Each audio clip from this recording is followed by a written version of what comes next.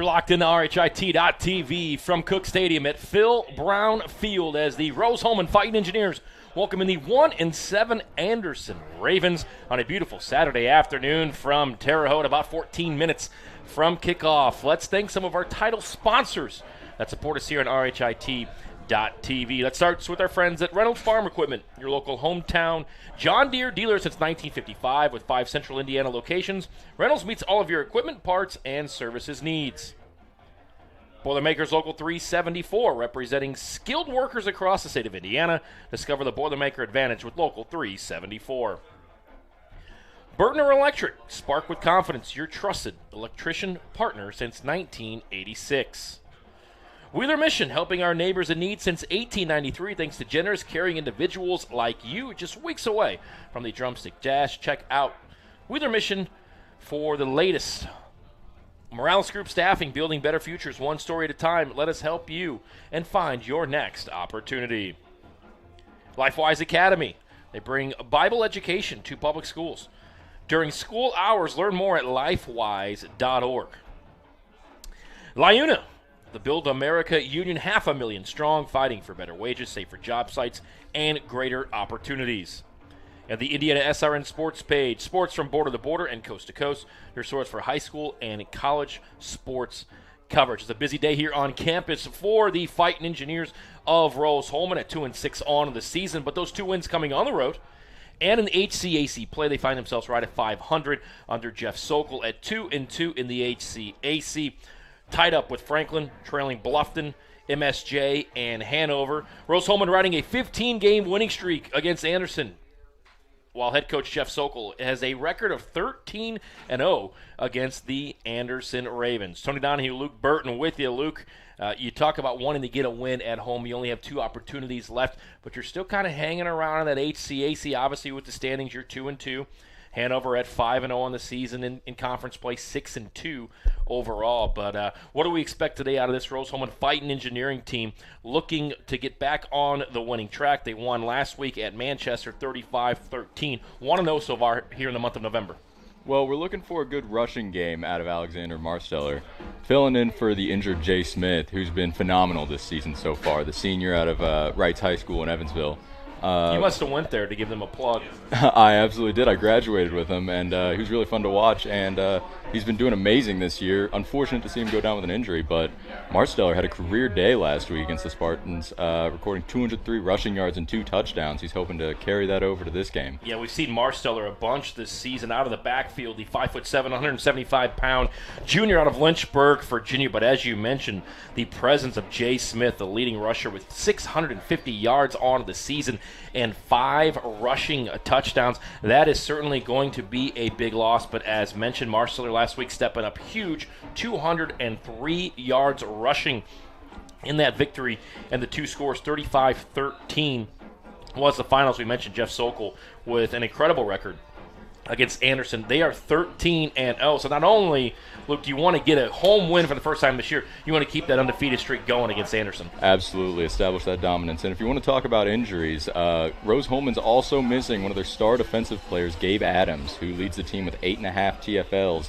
4.5 sacks, and 8 quarterback hurries. Going to be a big loss for them, but they're going to look to keep that pressure up with everyone else on the field, and looking for a good game here against the Anderson Ravens. Yeah, we're looking at Antonio Barnes possibly stepping up here tonight. Stephen Pugh, the Tacoma, Washington product. Caleb Lehman out of Batesville, Indiana. And we talk about this, look, at every level, whether it's Pop Warner, the NFL, college, next man up. Prepare like you are going to start. And we're going to see some players today for the Rose-Hulman Fighting Engineers as we see them come out of the locker room here that are going to have to step up, that aren't used to having those big roles. Absolutely. I mean, you're here for a reason. You are recruited to this college. You got to be able to play football, man. As we look here at some more great graphics here for the Fighting Engineers here on RHIT.TV, Adam Yu is also a player that we are going to be talking about. The quarterback, just a freshman, a learning experience so far this season. Has the team at 2-2 in conference play. You know, with the freshman quarterback, you're going to have your peaks and valleys, your ups and downs. It's going to be a roller coaster ride. Had a great game last week. What do you expect to see today out of you? I'm hoping to see that touchdown-interception ratio go up a little bit. On the season right now, he's got 7 touchdowns to 8 interceptions.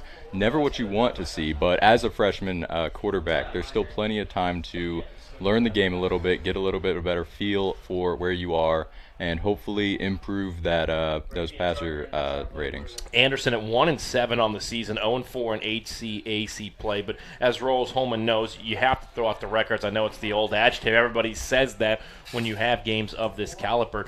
But, you know, at this point, you're playing November football. You've got 2 weeks left, especially for the seniors at Rose-Hulman, to play well, play the football that they know that they can play. How important is it to control the football, not turn it over, and stay ahead of the sticks today?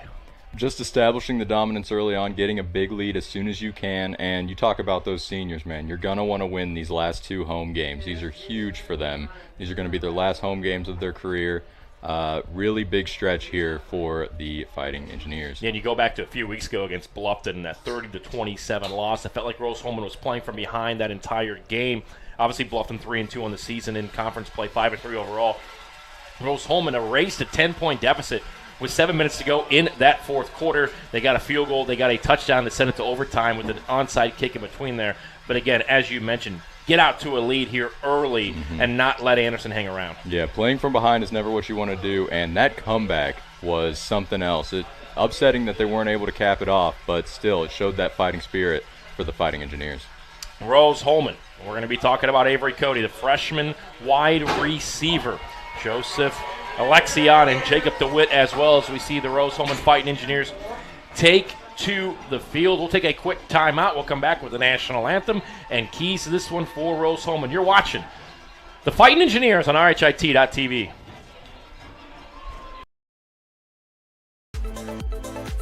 Anxious over algebra?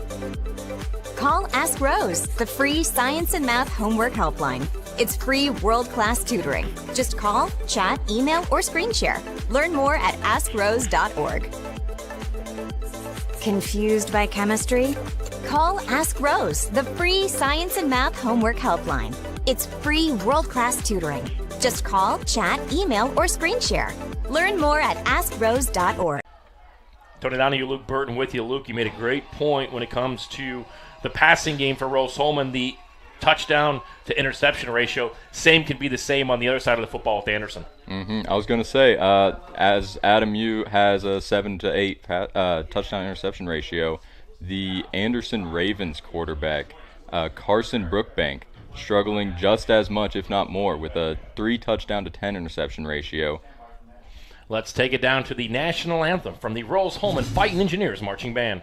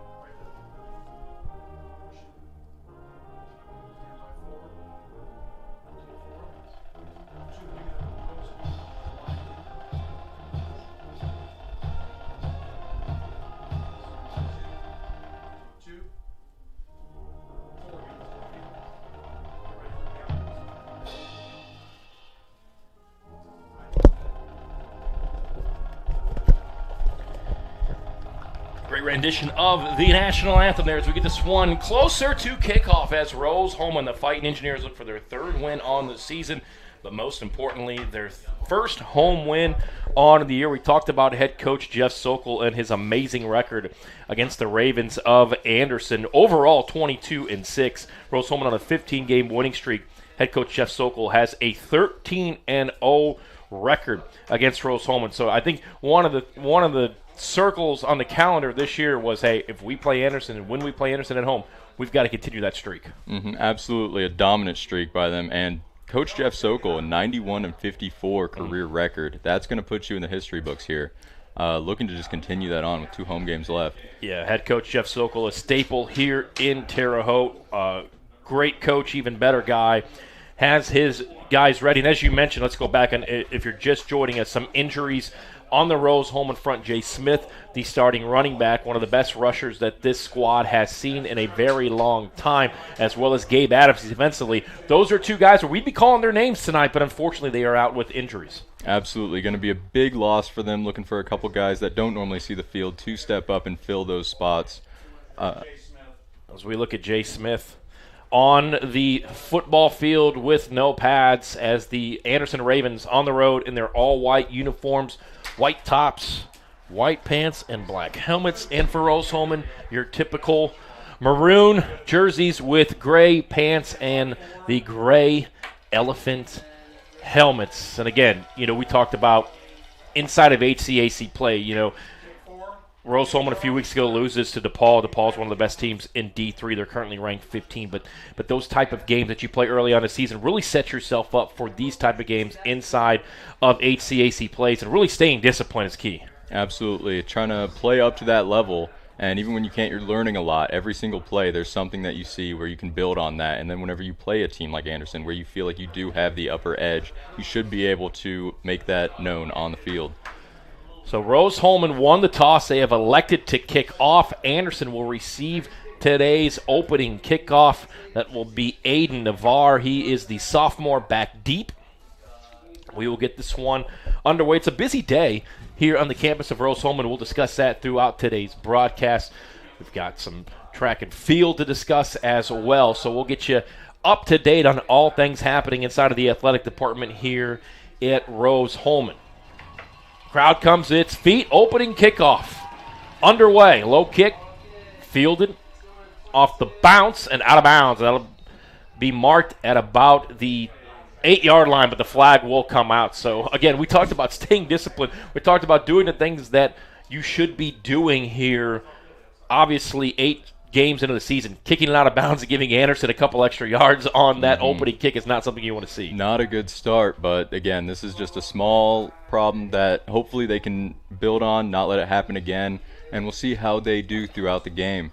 Hunter Kaufman earned the HCAC Special Teams Athlete of the Week for his blocked punt last week against Manchester, but Anderson starts out of shotgun. 4-man set. Brookbank, the quarterback. He'll keep it, throw a quick slant, caught past the 45-yard line for a pickup of about 11, and that's going to be enough for a first down right off the bat. Quick pitch and catch, and I think that's something that both sides are going to want to do because, as you mentioned, the touchdown-interception ratio is not where you want it to be on both sides, but those quick, comfortable passes, we saw that there on first down. Quick handoff here, left side, gets the edge, breaks away from his own man, and picks up 4, second down and 6. Defense looking to tighten up a little bit. They are struggling to stop these short gains that are going to build and build and build. Going to be very difficult to stop once they get their full head of steam. Anderson going with the 3-man set to your right. Quickly to the line of scrimmage. 1-on-1 top of your screen. Quick screen. Caught. Breaks out of 1 and passes the 50-yard line into plus territory, but it'll be a 3rd down and 5 here. And Anderson going to the air on 2 of their first 3 passes. Rose-Hulman read the screen there pretty well. They just weren't able to get around the blockers, but you see that they activated pretty fast on that receiver catching that. So it'll be a 3rd down and mark it 3. Anderson team, again, you kind of just open up your playbook here, right? When you're 0-4 in the conference, you pull out all the stops, a couple quick high-percentage passes here early on this first drive for Anderson.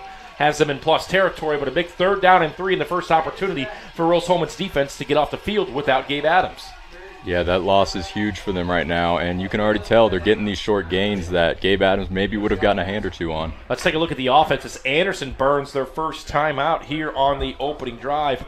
This is the starting quarterback, Brookbank. We talked about other guys that we are going to be calling: Adam Dunson, Dietrich Johnson, the senior tight end, and then out of the backfield, Isaiah Rhodes, as well as Albert Rabb. And Rabb already has a rush. Let's take a look, obviously, at this defense. Rose-Hulman without Gabe Adams. We're going to be calling on Wyatt Bell. We're going to be calling on Augustus Shyrock a lot as well. Now, those 2 filling in haven't seen the most playtime this season, but looking to prove why they are on the field in the first place. So big third down, 3rd and 3. Brookbank is 2 of 2 on this drive for 14 yards. Johnson has an 11-yard catch, and then Navarre with 1 rushing attempt for 3 yards. Big 3rd and 3 in plus territory. Rose-Hulman shows blitz, 3 on the box. They'll go to the air. Under pressure, fires it off of the intended receiver's hands. Slightly overthrows Adam Dunson. It'll be a 4th down and 3 and a quick early decision here for Anderson. Do you go for it or do you punt on the way? I think you absolutely punt it. I mean, unless you're confident in your short game, which they have proven so far that they've been able to get it, looks like they're staying on the field for this. It looks like, as of right now, set to go for it are the Anderson Ravens here early on in this contest. Anderson looking to make a statement here. If they can get this, that's a lot of momentum going for them down the field. We talk about momentum plays and all types of football. It seems here early on in this one, this is a big one. 4th down and 3, empty set. Into the backfield. Look to throw under pressure. He's sacked. He goes down. Big sack there as the defense just collapses around them. The O-line had no chance. So the blitz works for Rose-Hulman. And Augustus Shyrock, right on cue, the Clinton, Indiana native, the junior, gets the sack and pushes the football back to about the 43-yard line. So into plus territory to start the opening drive here for Rose-Hulman. Anderson having to defend from their own half after missing the opportunity to punt it away. I can see where they're coming from, though. They're trying to establish themselves as a dominant offense early on in the game. Just didn't work out for them that time. I wonder if we'll see that again from them later on or if they kind of lose that confidence going forward. Usually after a sack like that, you may see a shot here by Rose-Hulman, but they'll hand it up the middle and a pickup of a couple on 1st down and 10. That, of course, the backup running back, Alexander Marsteller, who had a career, I'm not going to say a stellar week last week. That'd be too easy, right? 203 yards on the ground, 2 touchdowns. Ultimately in that win. So Rose-Hulman on their opening possession here early on first quarter. They'll go to the air. Fires it deep, one-on-one up in the air. Incomplete. There was some contact, but they are not going to call a pass interference. It'll be 3rd down quickly here for Rose-Hulman. Just a foot or two away from the receiver. Rose-Hulman taking deep shot early on their second offensive player of the game. They had Avery Cody in space. The ball was just simply looked overthrown. There was some contact, but no call there, so the refs letting them play here early on. So a 3rd down and 5, and Rose-Hulman quickly to the line. Delayed handoff, cuts back. We got a guy losing his hat, and it's going to be close to the sticks, but a 4th down and 2, so right back at it. The same decision Anderson just made offensively. Let's see if Rose-Hulman keeps their offense on the turf. Well, I know Rose-Hulman really trusts this rushing attack that they have going on, especially with the backup in, proving himself last week to be a starter caliber player. And I assume we'll see the ball go to him as it's 4th and short. So 4th and short in the backfield. 3 wide set. They're going to go to the air. 4th and short. Quick slant route. Caught. Enough for a 1st down to the 25-yard line. And a nice pitch and catch. They're still chugging that pile along. They're going to mark him just shy of the red zone. They're going to mark him at the 21-yard line. And a nice pitch and catch there, enough for the 1st down. He's clearly been hitting his squats there. He just carried the entire defense another 2 or 3 yards, getting them an even better field position. And that was a great play call, getting that quick slant. A high percentage throw there on 4th down. Puts Rose-Hulman at the 21. Looking to score on their opening drive. In the backfield. They'll hand it off. Tries to get the edge. Breaks out of 1 tackle. Gets tripped up by the turf monster. And just short of the line of scrimmage, a loss of 2. 2nd down and 12 on the Marsteller run. Just can't keep his feet up there. The Anderson defense collapsed pretty fast on that. But if he made that one move, he has some open field, maybe get 5 or 6 yards on that. So 2nd down and long. Ball on the 24-yard line on the fringe of field goal range. Rose-Hulman looking for points on their opening drive. Out of shotgun. Looks left. The ball was thrown short under pressure. Great pressure there defensively from Anderson. Just didn't see number 4, Keem Harris.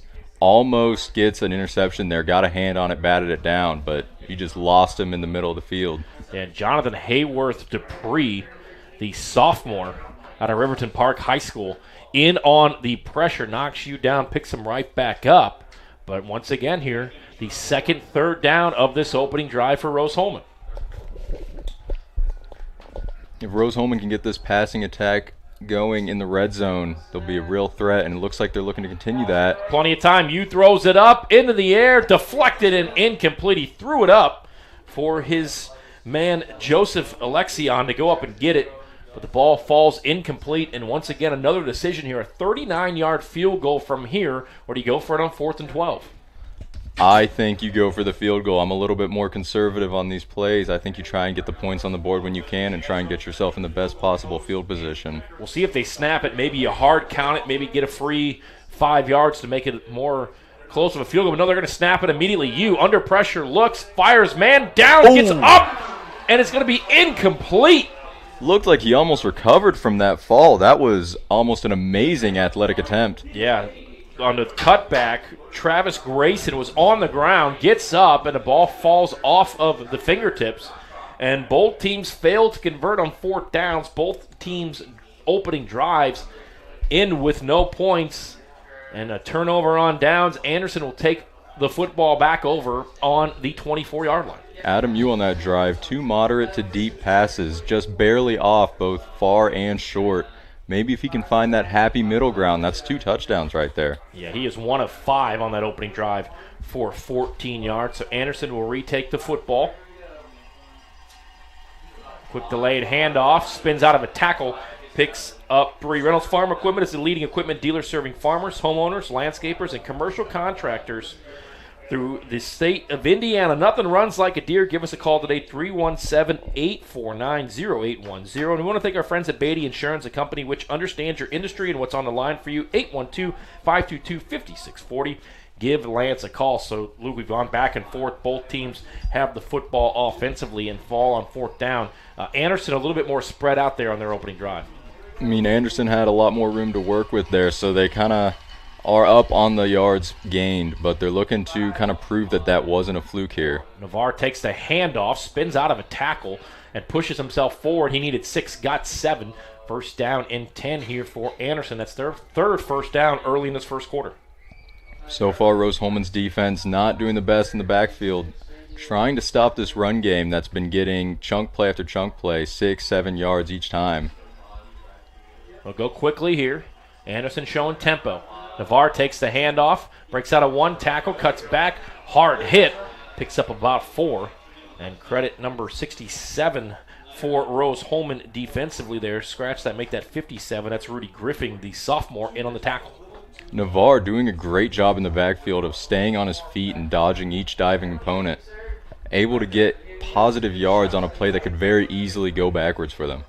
Navarre, 4 attempts for 15 yards here in this first quarter, averaging just shy of 4. Under pressure, and a big sack in the backfield on 2nd down and 6. Left tackle was nowhere to be seen there as the pass rush got to them almost immediately. William Fleck was in the backfield as soon as that football was snapped, picks up the sack. It'll be a 3rd down and 16. Now, I just talked about them not being able to stop the run game, but whenever they're trying to pass it here, their pass rush has been amazing, getting to the quarterback, pressuring him almost every time. So Fleck will be credited with the sack. And he'll set up a 3rd down and 16.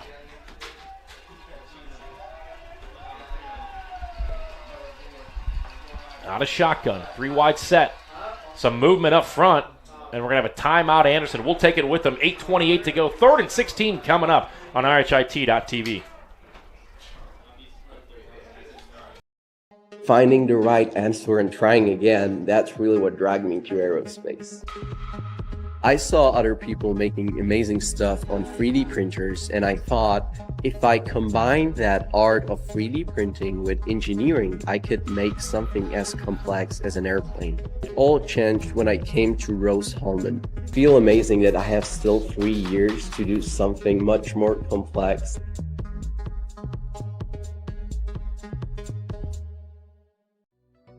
Hello and welcome to Game Day. My name is Keith Myers. I'm the Vice President of IndianaSRN. We're glad that you joined us today. If you'd like to see more content just like tonight, just hit the donate button. Every dollar that you donate will go right back into more games right here on IndianaSRN, which means more games for you. It's IndianaSRN, where you always have a front row seat.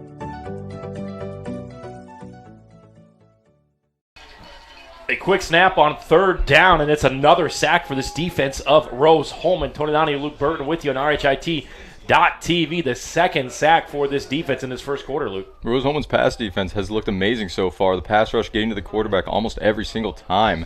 Really making the quarterback stress back there. Not what you're looking for if you're Anderson. Almost blocked. Kicker goes down. It's going to take a bounce at the 50, and it went off the backside of Rose-Hulman, and I believe Anderson... Let's see what the call is. Looked like Anderson might have recovered it. It bounced off the back heel of Aiden Yu. You just did not see that at all, and that could not have gone better for Anderson. And there's a flag back here first.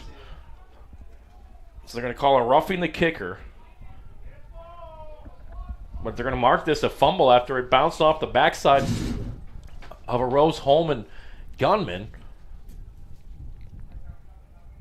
And if this goes through, you want to talk about fortunate right there. Yeah. A rough punt leads to a fumble after it touched the defender's heel. So it's an automatic first down. They're not going to call it a fumble. Because if it was a fumble, you would obviously decline the penalty and take the football at the 45-yard line. Right.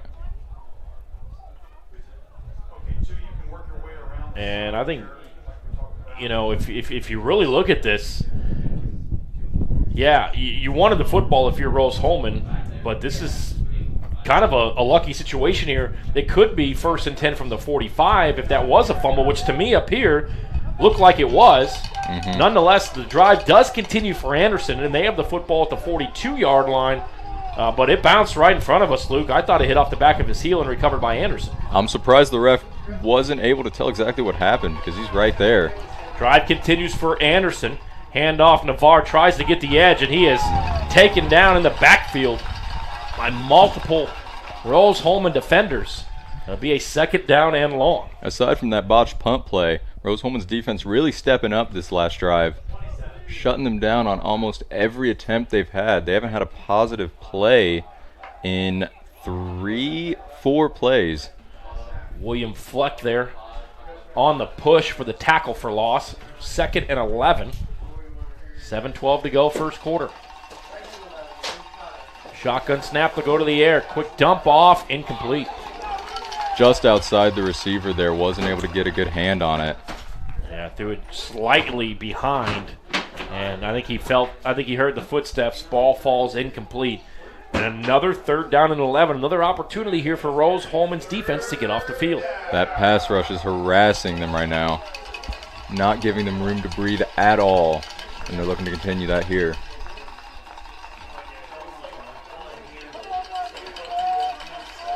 Four on the line for Rose-Hulman's defense. 6 in the box. 3rd and 11. Got to get the football to the 48. Blitz comes, picked up nicely by Anderson, trying to roll out. Steps up, fires across the body, and incomplete.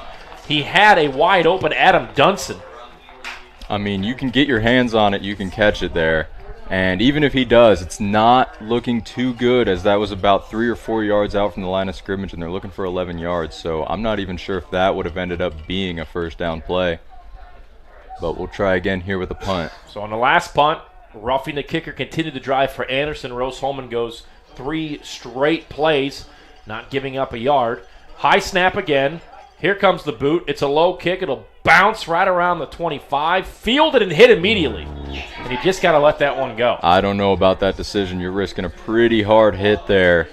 Defenders closing in from maybe 5 yards away as you're looking to catch it, and that's right above you. You can't see the defenders coming. It's a low kick that bounces sky high. Alexion gets under it and then gets drilled immediately.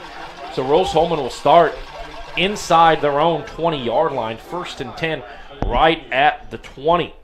Boilermaker Local 374 represents highly skilled, highly motivated workers in the fields of construction and metal fabrication across the state of Indiana. Whether it's a new build, upgrade, or facility maintenance, count on Local 374 to get the job done right the first time. Second drive here offensively for Rose-Hulman. Man in motion. They'll go to the air. Quick screen pass caught. Breaks out of the first tackle. Gets across the 20-yard line and jumps forward just shy of the 30. It's going to be a 9-yard pickup on first down. Way to make that a positive play. That is so difficult to get around a defender in the backfield, especially on a screen pass where they know it's coming. They jumped on that immediately, and he was still able to get a first down there. Not bad for a freshman, Avery Cody, with his first reception of the night. They're going to give him the first down. We go to the air here. Wide open, picked off. And down the seam, wide open, was Ben Klein, but it is picked off down the left side of the field there, and Anderson will take back over. Zaire Prelo, the Atlanta, Georgia native, with the interception.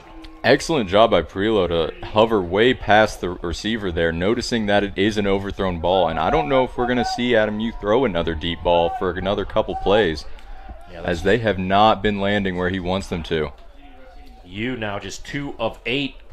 And his first interception of the afternoon gives Anderson the football right back. This is a Rose-Hulman defense that it got 2 3-and-outs on the last possession. Obviously, with the roughing the punter, stayed out on the football field. Quick run here. Navarre keeps the legs churning past the 45-yard line. Today's broadcast of the copyright production of RHIT.TV and the HCAC. Any use of video or audio without written express permission is strictly prohibited. Anderson's up-tempo. So we reach the halfway point here of this first quarter. Rose-Hulman's defense is carrying them right now, shutting them down every drive, but the offense just cannot seem to stay on the field. So Anderson has it. 2nd down and 2. Ball on their own 46. 3 in the backfield.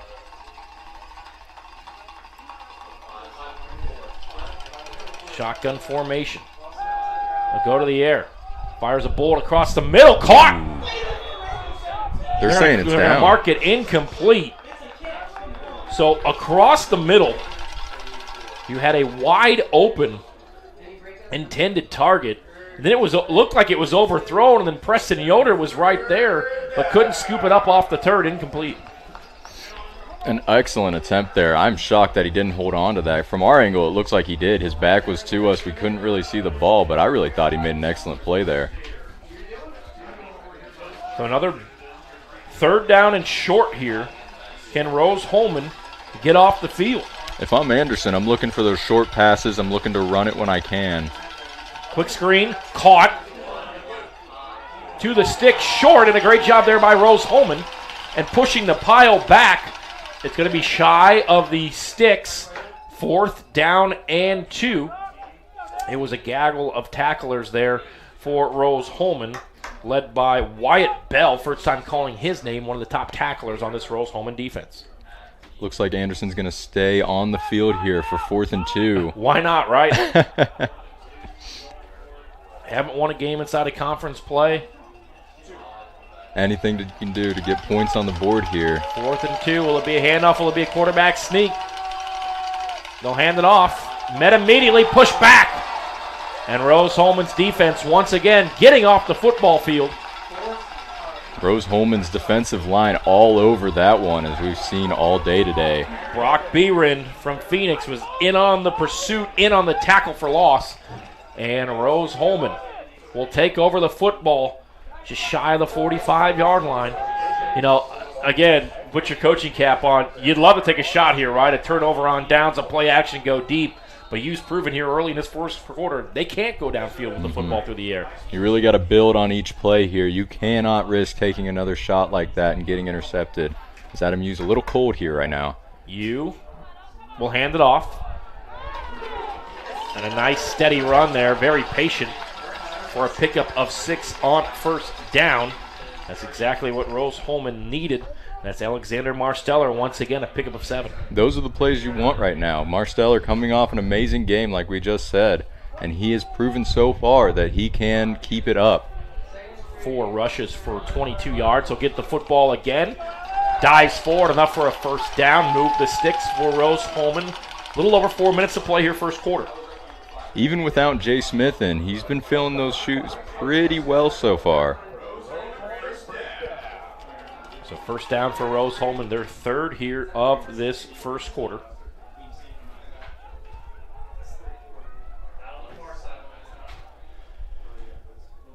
Two of 7 is you.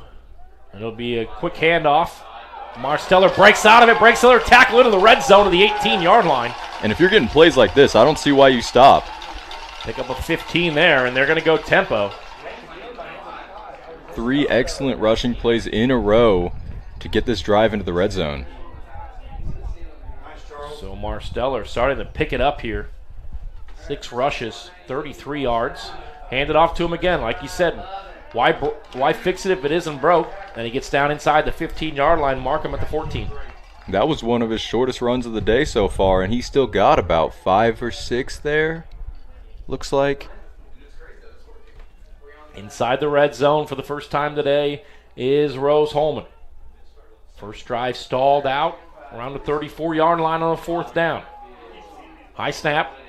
Corrals it. Marsteller met immediately, and just the timing of that snap blew up the run. And a nice pursuit there defensively by Anderson for the stop for a loss. Marsteller not given enough time there to really react to the defense as he was waiting for the ball to get into his hands. Eli Mongengo, the freshman out of Lexington, Kentucky, in on the tackle. And a 3rd down and 4, 2:33 to play here. You got to be thinking 7 if you're Rose-Hulman.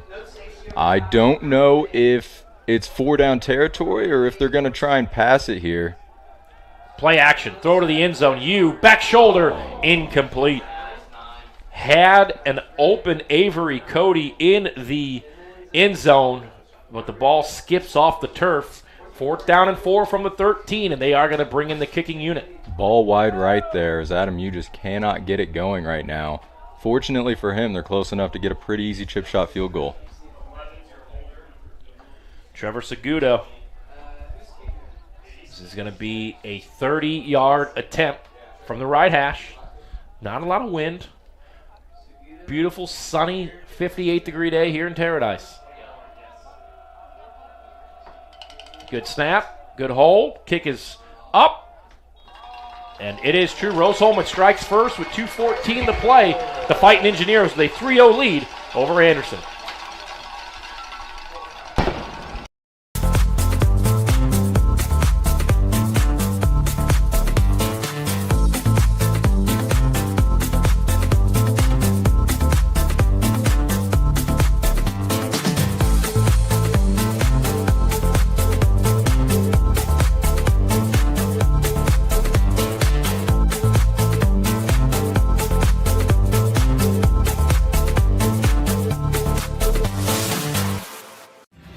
Thinking about what to do after high school? Consider a career with Boilermakers Local 374. As a Boilermaker apprentice, you'll earn while you learn. We offer excellent wages and benefits, and as part of our no-cost hands-on apprenticeship program, you'll learn from the best in state-of-the-art training centers and on the job. Become a union Boilermaker. We're back here, RHIT.TV, the second drive of this first quarter for Rose-Hulman. Leads to 3 points, a little pop-up kick here, fielded at the 25-yard line, pushed past the 35. Turn it on to you, Luke Burton with you. Luke, topsy-turvy offensively here for Rose-Hulman. They do get on the board with 3 there, but the drive stalls out on a 3rd and 3. Rose-Hulman's been doing a great job with the ball on the ground, gaining chunk play after chunk play, but they cannot trust this passing game right now. And on the other side of things, Rose-Hulman's defense has been stopping Anderson constantly. Anderson has no room to breathe here, and they're looking to continue that here on this drive. So Tristan Stevens out there, the cornerback, defensively for Rose-Hulman. He wears number 2. Antonio Barnes showing blitz. Here he comes. Barnes on the edge. Doesn't get to the running back, but a nice pursuit there and a tackle for loss. Number 97, Augustus Shyrock, one of the best defensive players on this Rose-Hulman team. Another TFL for Rose-Hulman, and Anderson cannot get the ball moving here. Yeah, and it seems like defensively Rose-Hulman's saying, we're going to take away the run. We're going to make you throw the football. especially without their one of their star players. Gabe Adams. Gabe, yes, sorry. Gabe is one of the best defensive players here for Rose-Hulman. Again, he is out, and then offensively, Jay Smith is out. 2 in the slot. Quick throw. The Autobot has plenty of time to run it. Tucks it. Tries to break out of it and picks up maybe 3 or 4 yards. So a 2nd and 13 becomes a 3rd down and about 9 here for Anderson. And Rose-Hulman looking to get off the football field on the 3rd straight 3-and-out. I don't hate the quarterback rush. I mean, they've been trying everything else. That's the first time that the quarterback scrambled there. Maybe they can get something going there. But so far, everything else they've tried has been shut down almost immediately. So 3rd down and 9, ball on the 37-yard line. 1 minute to play here in the opening period from Rose-Hulman. The Fighting Engineers with a 3-0 lead. Try to get off the football field here on 3rd and 9. Under pressure. Throw is caught, but it was slightly underthrown. And they want them to punt it. Dietrich Johnson, the senior out of Kokomo, Indiana, with his 2nd completion. But they'll be forced to punt it, so a nice job there by Rose-Hulman. That's 3 consecutive 3-and-outs going back to the roughing the punter, which they came right back on the football field and forced Anderson to go 3-and-out. And if this goes, this will be their first full punt play after having 3 4th downs. Almost blocked again. It's going to bounce at the 40. Got to get away from it if you're Rose-Hulman here. It's going to take another good bounce. So 2 pretty decent punts here for Anderson in this first quarter. Anderson trying to get the ball to move just a little bit more, trying to get some wind behind it. Need a little bit more than what we have here today. So with 4 seconds to go, we'll keep it right here as Rose-Hulman will take over the football. They're going to mark it right at the 26-yard line. Luke, as we mentioned, back and forth offensively. You feel like Rose-Hulman should probably have a double-digit lead here in this first quarter. They only lead by 3. Well, so far, they've been getting to where they want to be on the field. They just cannot finish it off in the red zone. So final play of this first quarter. Out of shotgun. He's 2 of 8 in this quarter and an interception. Hands it off. Marsteller breaks it. Breaks out of another tackle. Tries to cut back. Tripped up at the 50-yard line. And a 24-yard pickup there on 1st and 10 will take us to the end of the first quarter. 3-0 Rose-Hulman on top on the scoreboard. They'll have the football on a 1st and 10 from the 50 right after this. Hello and welcome to Game Day. My name is Keith Myers. I'm the Vice President of IndianaSRN. We're glad that you joined us today. If you'd like to see more content just like tonight, just hit the donate button. Every dollar that you donate will go right back into more games right here on IndianaSRN. This means more games for you. It's IndianaSRN, where you always have a front row seat. Your business depends on quality, efficiency, and reliability. At Reynolds Farm Equipment, we help you stay ahead with John Deere commercial mowers built for performance.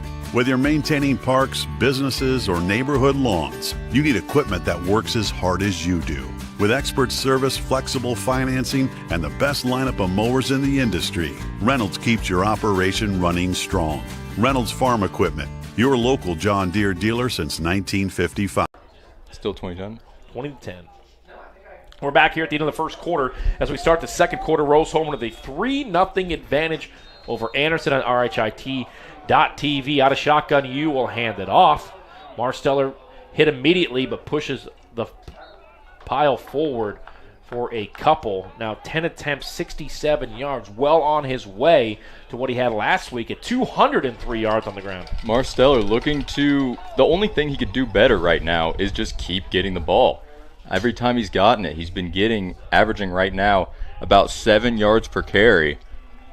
Don't forget to use the hashtag GoRose. Follow us on Twitter at Rose-Hulman-FB. Handoff here, Marsteller. Picks up a couple on 2nd down. It'll be 3rd down and about 6. Instagram, Rose-Hulman-FB. Facebook, RHIT Sports, as well as YouTube. We want to thank you for watching this HCAC contest on RHIT.TV. You got a great group here today. Charles, Isaac, buddy Jerry Collins. As the clock runs, under a minute gone by here in the second quarter. If you're Rose-Hulman right now, the deepest shot you're taking is a slant route. Yeah, I would agree. And look, they've tried to go deep as they'll look to go here. Plenty of time. You across the middle, caught, and a nice pitch and catch there. Joseph Alexion. Incompleted. Oh, it must have hit the turf. Look from our angle, the back kind of blocked him. That ball falls incomplete, but again, a throw that needs to be made should be hitting him in the chest for a completion. Absolutely, just a little low. I don't know if that's because he hasn't gotten the reps in to get these little short completions, get the confidence going, try and build on that. But so far, he is, 2 for 9? Yeah, and the ball may have skipped off the turf there. So he had 2 of 9 for the freshman quarterback. Punt from the 40. It's a good one. Plenty of hang time. Fair caught. Called for at the 14-yard line, and that's where Anderson will take over. We want to thank Piper Logistics for more than 2 decades. The seasoned professionals at Piper Logistics have been trusted partners for inventory management, warehousing, fulfillment, and transportation. Ride with us. Call today, 317-396-1023. Both teams kind of slow to get off of the blocks here. 3-0. Plenty of time to go here in this first half. What do you want to see offensively out of Anderson? I want to see them get the ball in the air right now. They haven't done too great of a job. A couple incompletions that should have been caught, but I think that if they can get that going, they'll be able to move the field pretty easily. So they'll come out of shotgun. One-on-one coverage, top of your screen, man in motion. Quarterback keeper the entire way, tries to get the edge. Absolutely not. And Marshall Cook, the senior, with the hug and the tackle. And they'll lose a bunch on that. So Anderson will move the football back inside of the 5-yard line, and a nice pursuit there defensively for Rose-Hulman. When I say Anderson's got to pass, they got to pass quick. They've had no time in the backfield. Their rush game has been stopped. If they wait around in the pocket, they've been sacked. They need to get the ball out quick and short. So they'll come out of shotgun, 2nd and 14. Handoff, and met immediately once again in this defensive pursuit from Rose-Hulman in the backfield immediately, and another tackle for loss. Ravens have no breathing room here. They are struggling, and right now they're about 2 yards away from their own end zone. Gavin it's Gross. 3rd down and 16. Yeah, Gavin Gross there on the pursuit and the tackle for loss. It'll be a 3rd and 16 from the 8. Rose-Hulman's defense has gotten off the football field 4 times now on 3rd down. Anderson's got to get creative here. Long field ahead of them. 3rd and 16 from their own 2. Anderson 0 of 5 from 3rd down, and a quarterback keeper helmet falls off, and we're going to have flags. And usually when a player's helmet comes off, we're going to have illegal hands to the face. So pretty hard to get that helmet off without using your hands. Yeah, right on cue. It'll be the first conversion on 3rd down for Anderson. Personal foul. Face mask. Let's take a look at it here. Nowhere to go. I mean, he just wrapped him up, and obviously above the shoulders, the helmet comes off. And in an era where referees and officials are protecting the quarterback, that's going to mark off 15 on the personal foul, and the drive continues for Anderson. Anderson's quarterback receiving a bear hug to the head there. Not really what you're trying to do if you're trying to bring him down. Yeah, nothing intentional, I don't believe. No. But, you just, when you're tripped up from behind and he falls into your lap, like you said, you hug whatever you can, and that happened to be the helmet. Drive continues for Anderson. 2 in motion, quick pitch, they're going to throw it back, deflected, picked up, bounces around, Anderson lands on it. It should be a safety. We'll see the official call. I said Anderson's got to get creative, but that is not what they want to happen there. So the refs are going to get together. It was a backwards pass that was deflected, which would be a fumble, and it looked like Anderson landed on top of it in the end zone, and we'll see what the call is here. It should be a safety. Unless they want to call that a forward pass attempt. Incomplete pass. That's a bailout. Augustus Shyrock in on it. As you see here, big glove there, batting the football down. Tries to pick it up. Man, we might have to see that first throw one more time. Number 12, Caleb Ford, the intended receiver there. Sokol wants it. About half a yard in front. Yeah, maybe. Great job there defensively by Rose-Hulman. And if you're Anderson, what do you even call here? Yeah. No, that's incredibly tough. William Fleck all over that to deflect the football. Thought he had a safety after the deflection. And backup quarterback in. He'll throw it downfield. Open, deflected, incomplete. Jackson Laveau gets in on the pass deflection. Man, oh man, this defense, they want to turn over bad. They've had multiple opportunities to get one.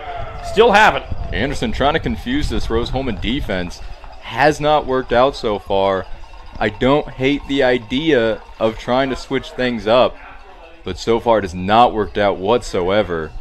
Rose-Hulman's all over that one. So this is 6'4" freshman Caleb Ford in the backfield as the quarterback for Anderson. 3rd and 10. He'll go to the air. Steps up, fires across the body. Great pitch and catch right at the hands. And it's a completion for a first down. That is number 1, Dietrich Johnson, the senior tight end, goes up and gets it, moves the sticks for Anderson. Put it on a rope right above his head. That's exactly what you want to see if you're Anderson. Not catchable by any other player on the field. So Anderson going to freshman quarterback 4 here on the handoff. Has some pursuit, plenty of room, off to the races, tripped up from behind. But another big chunk play there by Anderson, 1st and 10. Anderson getting the ball moving here after what looked to be a safety at the beginning of the drive. Now they're at about midfield. So Caleb Ford steps into the football game. And this Anderson offense has some spark. Hand it off again to Var. Waits. Hit immediately. Maybe gets back to the sticks. Great pursuit there defensively by Austin Hastings, the Noblesville sophomore. It'll be a 2nd down and 10, but Anderson showing a little bit of life. It also feels like this Rose-Hulman football team defensively has been on the field all half. Anderson has been looking like they're tiring out Rose-Hulman a little bit, especially on this drive that's been a lot longer than it would seem, seeing that they're almost to the 50 on their own half. But Anderson finally getting a little bit of breathing room here. Not a shotgun. 2nd and 10, ball in the 48. And we're going to have a jump here, false start on the wide receiver. That was number 13, Troy Humphreys. After just getting some momentum there, pushes them back. Yeah. So a 2nd and 15. 10:32 to go here in the first half. Clock winds. Shotgun set for 4. New running back in the backfield. That is 24, Matthew Williams. Quick throw, almost intercepted over the intended target's head and almost picked off as Tristan Stevens went for it, and the ball falls incomplete. Choose Dynamark Graphics Group, your local one-stop shop for print signs, promo products, apparel, and mailing services, serving Indianapolis for over 50 years. Dynamark builds strong relationships through exceptional service. 317-328-2555. Hit the DB in the chest right there. That's one he's going to want to have back. And I wouldn't be shocked if they move into, well, it's 3rd and 15. They don't really have another chance but to send it a little deep here. 4 out of shotgun. Steps up, fires a wobbler deep, has a man, comes back for it, caught at the 30. It'd be a first down on the pitch and catch there to Troy Humphreys, the sophomore wide receiver. And do we have a flag in the backfield? We do. It's going to be a hold, and this one's coming back. They're one of their biggest plays of the day here so far, called back. Anderson cannot seem to get anything going here. But that ball was slightly underthrown, which gave Tristan Humphreys a perfect amount of space to get back into it and get some separation from the corner there. So it's a hold. So it'll be a 3rd and 15 now to a 3rd down and 25 from the 33-yard line. And as you mentioned, Anderson on this drive with the new quarterback in starting to show some life. They go downfield to get to the 30-yard line, but it comes back on a hold. The quarterback change seems to be working so far for him, though. Even though that play got called back, that's another little positive spark that they have where they know they can get these completions that they weren't getting earlier. 3rd and 25. Anderson will need some protection here from that offensive line, as Rose-Hulman will show blitz. Watch for Austin Hastings, number 40, showing blitz. Shotgun screen, caught, pitches it back to the running back, and it's blown up immediately. It was a pitch back to Aiden Navarre, and Rose-Hulman's defense all over it to force the punt. Each time I see a creative play out of Anderson, it's blown up in their face, and again that happened right there with a pitch back that you almost never see off of a screen pass. So Rose-Hulman's all over it. Little pitch back here, and Rose-Hulman says, Hard tackle straight to the knees. He's going to feel that one in the morning. So that's number 15, Joseph Cavaliers, with the tackle for loss. Fair catch called for, tripped up by his own man, but Rose-Hulman will take over from the 42-yard line. It feels like, Luke, we haven't seen their offense in almost, real time, about 15 minutes. I was going to say, I don't think that Rose-Hulman's offense has seen the field since the first quarter, and we're about 6 minutes through of game time. At Risk Work, we make people feel safe. We protect your business. You live safe. We've got it all covered for you. Call Risk Work today, 317-379-6755, RHIT.TV. Got plenty of Rose-Hulman action for you coming up over the next hours and days. Quick handoff here on 1st and 10. Marsteller cuts back, and he was grabbed down by the face mask, but no flag on the play. It'll be a 2nd down and 4. Marsteller's been given a lot of time to rest here. He's looking to get back to what he was just doing earlier, getting chunk plays after chunk plays. Speaking of chunk plays, 5.9 the average so far here in the first half on the ground for Marsteller. 13 carries, 72 yards. 2nd down and 7. Ball on the 46. Anderson showing blitz. Hands it off. Marsteller gets a lead. Block. Passes the 40-yard line. Breaks out of a tackle. And he's hit out of bounds inside the 30 at the 28. Marsteller getting those feet going to the big burst out of the backfield. Avery Cody with a great block there, pushing the corner all the way to the 30-yard line, giving Marsteller enough room to get a great gain there. And Marsteller's on pace to have just as good of a game, if not better, as last week. Yeah, that is his 13th carry, and he's had 87 yards. He'll take it here to the 20-yard line. They're going to mark him short, knee down at the 22. If there's anyone on this field right now that deserves to score, it's Marsteller. He has been this entire offense so far. And Rose-Hulman trying to keep the drive going. 2nd down and 4. It's been a heavy dose of Marsteller. 13 attempts, 97 yards. Looking to get over the century mark here with this run. Breaks out of a tackle, and he's stuffed. So a 3rd down and 4 coming up from the 22. Number 3, Zaire Prialu for Anderson, making a great tackle. I think you're 4 down territory here at this point if you're Rose-Hulman. Marsteller takes the handoff, tries to jump forward, maybe forward progress for a yard. It'll be 4th down and 3 from the 20. It's a 37-yard field goal attempt from here. So Gudo was good from 34 earlier in this first half. And Sokol, see if he ends up taking a timeout here. Plenty of time on the play clock, 20 seconds. Under 7 to play here, first half. They'll line it up. Marsteller in the backfield. I wouldn't be shocked to see a quick pass here. We'll see if they try to get him to jump off sides. There's a quick count. Under pressure, throws it across. Caught. Breaks out of a tackle to the 10. To the 5, touchdown, Rose-Hulman. Ben Klein from 21 yards out on 4th and 3, but we have a flag. A great catch and run there by Ben Klein, breaking tackle after tackle. And it looks like it'll be on Anderson. But the touchdown will stand from 21 yards out. Ben Klein and Rose-Hulman, 9-0. A passer. much needed touchdown from Adam Yu, balancing out his stat sheet. 1 touchdown, 1 interception, kind of cleaning things up here. He had a great job by Yu standing there, taking the pressure. Gets hit, and it goes for 21 yards to Ben Klein for the Rose-Hulman touchdown. Ben Klein's second touchdown of the season.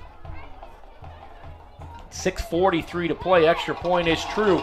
10-0 Rose-Hulman on RHIT.TV.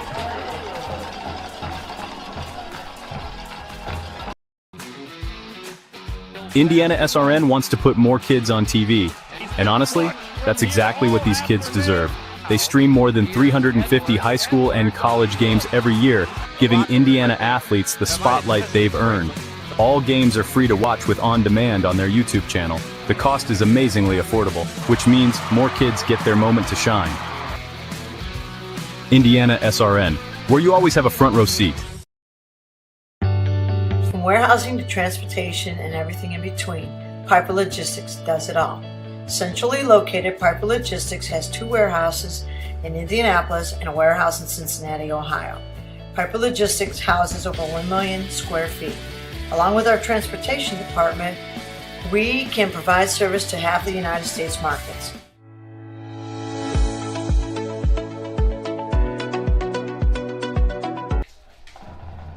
Great job by our guys, Charles and Isaac, with the film coverage here as the kickoff will come from the 50 after the roughing the passer. It'll be fielded by the up back at the 20. Tony Donahue, Luke Burton with you. Let's look back at this touchdown. Great job by Adam Yu, standing in the pressure, taking the hit, firing a touchdown strike to Ben Klein. He's a freshman who hasn't had the most stellar year here so far, but he's proving that he has some wisdom in him to look right at the defender, seeing him come right at him, and to get the quick pass off for the touchdown there. So a nice job there with 6:42 to go on the drive for Rose-Hulman, and it was aided by Marsteller, who is over 104 yards rushing this afternoon at an average of 6.3 per carry. Marsteller still looking to see the end zone here, but so far, I mean, his game has proven himself. Man in motion. He could easily be a starter here if star Jay Smith already wasn't.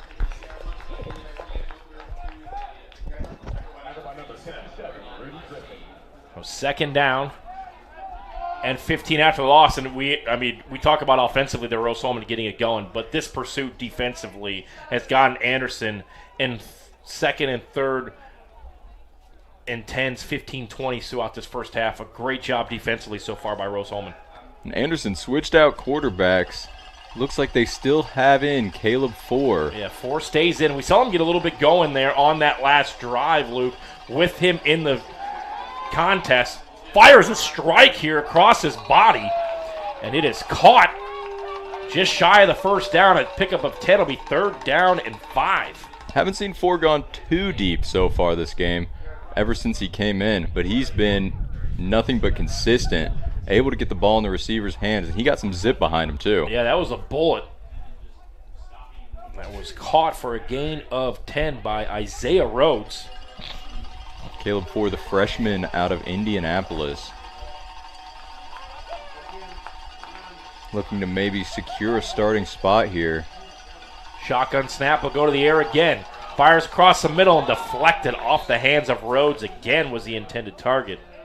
That falls incomplete, so a 4th down and 3, and Anderson will be forced to punt. 5:16 to go. Rose-Hulman will get the football back. All 3 timeouts still on the board. Rose-Hulman's offense, I mean, what can't you say about Alexander Marsteller? He has been phenomenal so far. And I think we'll see a heavy dose of him here offensively as Rose-Hulman will receive the second half kickoff. So with 5:16 to go, you could double it up and go with 2 for 1. Here's the boot. High hang time is going to go out of bounds at about the 47. We'll see where they mark it at. Nonetheless here, Luke, good field position offensively for Rose-Hulman. Anderson's punter taking his time each time. I swear I feel like a hand gets on ball. Yep.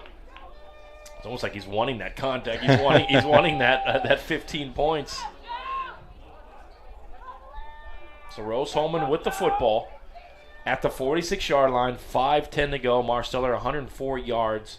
3 of 10 for 45 yards, a touchdown strike from 21 yards out to Ben Klein, and the 1 interception here in the first half. LIUNA, the Laborers International Union of North America, 500,000 strong, fighting for better wages, benefits, safer job sites, and greater opportunities. We are LIUNA. Flags come in here before the snap. And we're going to have a false start on Rose-Hulman, push them back, first down and 15 to the 41-yard line. I wouldn't be shocked to see Rose-Hulman try and get their freshman quarterback a little bit more in the groove here just before the half ends. So don't be shocked if they start going for some more short passes instead of these runs. But like I said, Marsteller has been phenomenal. He's been so difficult to take down. So I can see them going to him too for a chunk of these yards here. Man in motion. Marsteller in the backfield. He'll take the handoff. Takes the initial hit. Keeps the feet churning for a pickup of 3. Still second and long, 2nd and 13 officially. We have a man down here for Rose-Hulman, and that is Marsteller. So already down Jay Smith. He gets right back up. Looks like he may have just got popped there in the rib cage area, maybe knocked the wind out of him. And so he'll walk off under his own power. But again, Marsteller, 17 carries here in his first half. He has been a workhorse, to say the least. 104 yards, 5.9 yards per carry. 5.9 yards per carry is hard to replace here. So he will come off walking gingerly, but under his own power is Marsteller. Rose-Hulman will take back to the football field on a 2nd and 13 from the 43-yard line. And now is where you more than likely are going to put the football in your freshman quarterback's hands and see what you can do. Filling in for Marsteller is number 19, Aiden Lanham. And Lanham, the freshman out of Louisville. Screen pass caught by Alexion.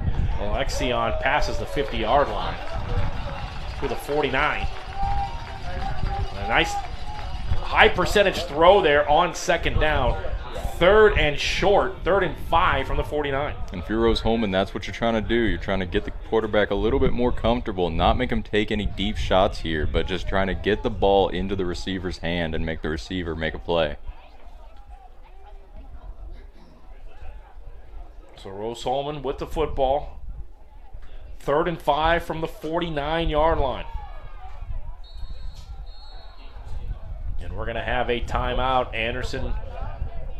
Rose-Hulman will take it. We'll take it with them. A big 3rd down and 5. 4:11 to go in the first half on RHIT.TV. Anxious over algebra? Call Ask Rose, the free science and math homework helpline. It's free world-class tutoring. Just call, chat, email, or screen share. Learn more at AskRose.org. Confused by chemistry? Call Ask Rose, the free science and math homework helpline. It's free world-class tutoring. Just call, chat, email, or screen share. Learn more at AskRose.org. It's a busy day on HCAC.TV. Coming up at 7 o'clock tonight, the 2025 Conference Championship between Transylvania and Hanover College in men's soccer. And in women's, Hanover College, right next to us here, will play at Rose-Hulman at 7 o'clock on HCAC.TV. So 2 titles up for grabs in the world of soccer. On 3rd and 5, plenty of pressure for you. Tries to cut back, and he's going to throw it away. That's going to be out of bounds, and I believe should be grounded. Yeah, the ref's looking for his penalty marker, but did not throw it. So he was no, there it is. He just dropped it. Couldn't get it out. It is intentional grounding. Couldn't get it back to the line of scrimmage there. Loss and downs. It'll be 4th down. And that defender was just running down you. Yeah, you just, as a freshman, trying to keep the play alive. And then he'll mark it all the way back. So a 3rd and 5 gets pushed back to the 30-yard line. It'll be a 4th down and 26, and Rose-Hulman will punt it. And we thought about, they had offensive momentum after that touchdown with Ben Klein. And maybe you go 2 for 1 here, but that drive stalls out. Yeah, and Rose-Hulman losing one of their better players on the field. And Rose-Hulman has to have good protection here because Anderson bringing the house on the punt. Here's the pursuit. A nice boot. Going to be fielded at the 30. And Anderson will have the football. 1 timeout. They're going to mark him at the 31-yard line. So Anderson down 10-0. It's been touch and go offensively. Obviously, Four is back in the game. He is 4 of 7 for 23 yards on the ground. Navarre has 12 carries for 40 yards. What can you do here offensively if you're Anderson to try to get points before the end of the half? You try and keep letting Caleb Four. You just try and keep him cooking. I mean, he's been finding his receivers a couple incompletions that were not his fault. But I say you just keep letting him sling it. Out of shotgun. And we're going to have movement up front. It'll be a full start on Anderson. So move them back here on this first play of the drive. And penalties starting to creep up for both teams. Very important drive here for Anderson, as it's not likely they'll get to see the ball again until the second half.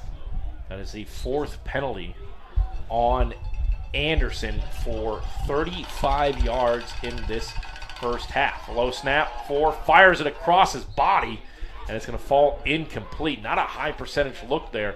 You're throwing it about 15 yards across the field to only gain 1 if he does haul that in. 2nd and 15. I know coaches aren't too fond of that. I remember playing in a Pee Wee football league, and they said you could run all the way to the right side of the field. You'll get 50 yards, but you won't get a single positive yard. And it's difficult to throw it that quick over to your side like that, especially when the receiver has to dive for it. Navarre in the backfield, 2 wide receivers set. We'll see if they run it to the right side here. Man in motion goes Yoder. Haven't called his name today. Four to the air, looks, under pressure, thought about it, tucks it, and he's sacked. Couldn't get the ball out in time. Looked like he wanted to heave it to the far left side of the field. That is the 4th sack for Rose-Hulman here in this first half. You can credit this one to Gavin Gross. 3rd and 21. Anderson going to take their time. If I was Rose-Hulman, I would have probably considered a timeout there to keep 30 or plus more seconds on the board, knowing that you have just now 2 timeouts after calling a timeout on that 3rd down. 3rd and 21 from the 20. We reach the 3-minute mark of the first half. Under pressure, throws, caught. The blitz came, and it's caught, but well short of the first down. I'd be calling a timeout here. You're going to lose about 40 seconds. I cannot believe he got that completed. Defender right in his face, and another one near the ball about halfway through the pass. Yeah, Four fires another accurate pass, and it's completed for a pickup of 8. And they will punt it with 2:35 to go in this first half. 10 on the play clock. A little freshman quarterback battle right here. High snap. Gets it off once again. Fielded at the 25-yard line. Has some space. Tries to break out of a tackle, but nice job there special teams-wise from Anderson. And Rose-Hulman will have the football at the 33-yard line. 2:18 to go. The 2-minute timeout and 2 timeouts on the board. Anderson's begging to get one of these punts blocked here right now. For those watching from home, Penn State takes the lead on IU 24-20 with 6:28 to go. Not what I would have expected out of that game. Rose-Hulman with a 10-0 lead here. Looking for their first home win of the season and to go over 500. And a big stat here in this first half. Rose-Hulman averaging 4.6 yards per play. Anderson just 1.4 yards. As Marsteller back in the game after getting banged up on that last drive, picks up 3, so positive yards here on first down. Huge that Marsteller can get back in the game here. He's been playing phenomenally. Over 100 yards in the first half. And with him out, they couldn't really get anything going there. The 1 or 2 plays that they didn't have him. So we'll have a timeout. We'll take it with them. 2-minute timeout of the first half. We're doing things so quickly. A lot of times we know that we need help. So our professors all know us by name. Basically, everybody knows everybody here. That one-on-one personal connection you're getting with the faculty, you don't get that a lot of places. We're not just saying, here, go do this hard project. We are right there with them. We work with them. The faculty are there for you.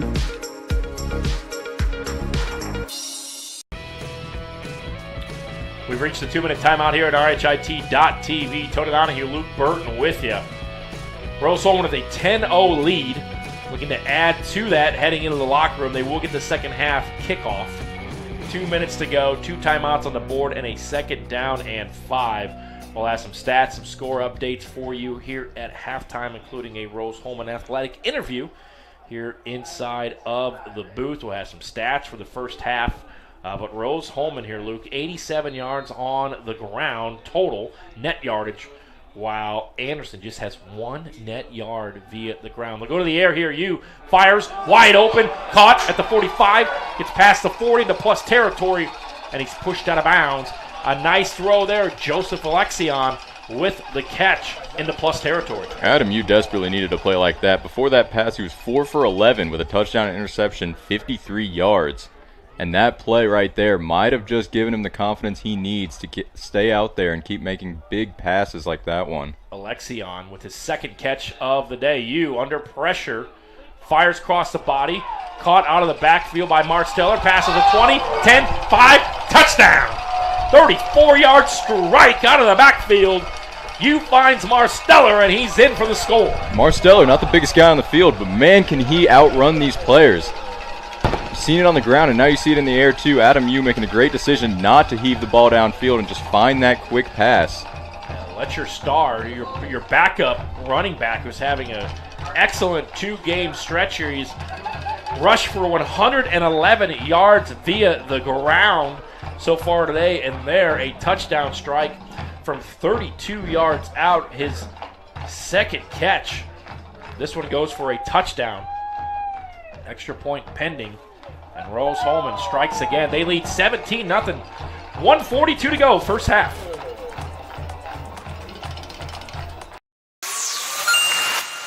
When I catch myself becoming curious, I notice my peripheral vision attenuating. There's definitely a thrill. Definitely keeps me up at night. I think I'm somebody who, when I'm curious about something, I take immediate action. I'm immediately like running. Curiosity for me, if I had to describe it in terms of a physical sensation, it would definitely be an itch. Like, I have to scratch that until that sensation is gone.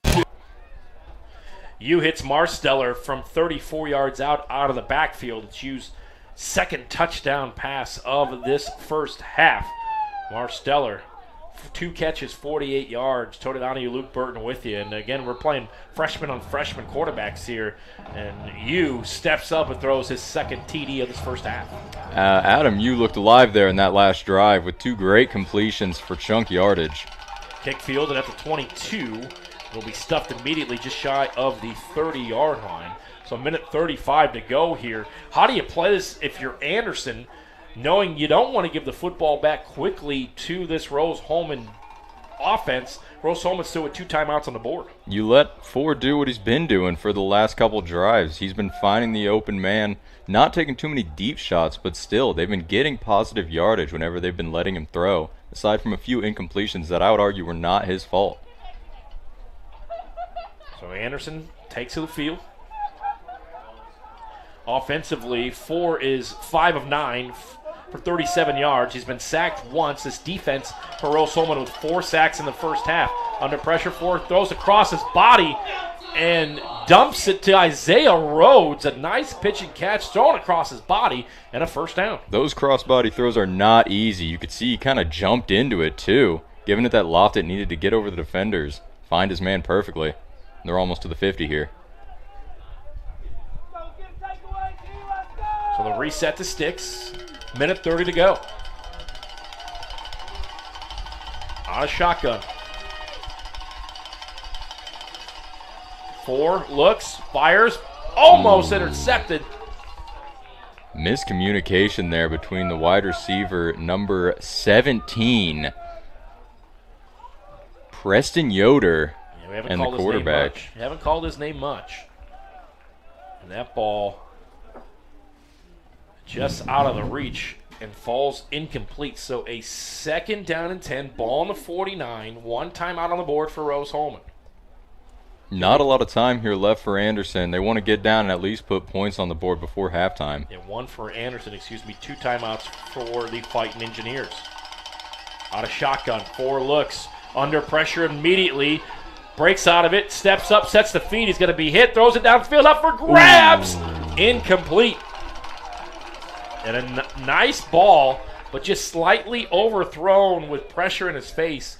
And it's 3rd down and 10. I think if you're Rose-Hulman, you want to get this football back and maybe get yourself in field goal range. It's going to start here with a 3rd down stop. Rose-Hulman's rush defense, or pass defense rather, not getting to the quarterback as soon as they have been for the rest of the game.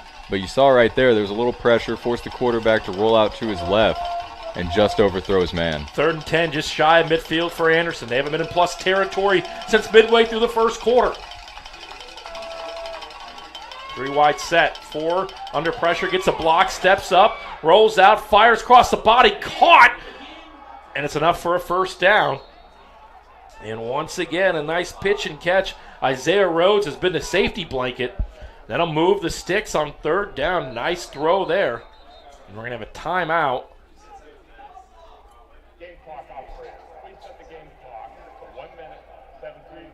So we're going to put 8 seconds back on the clock there.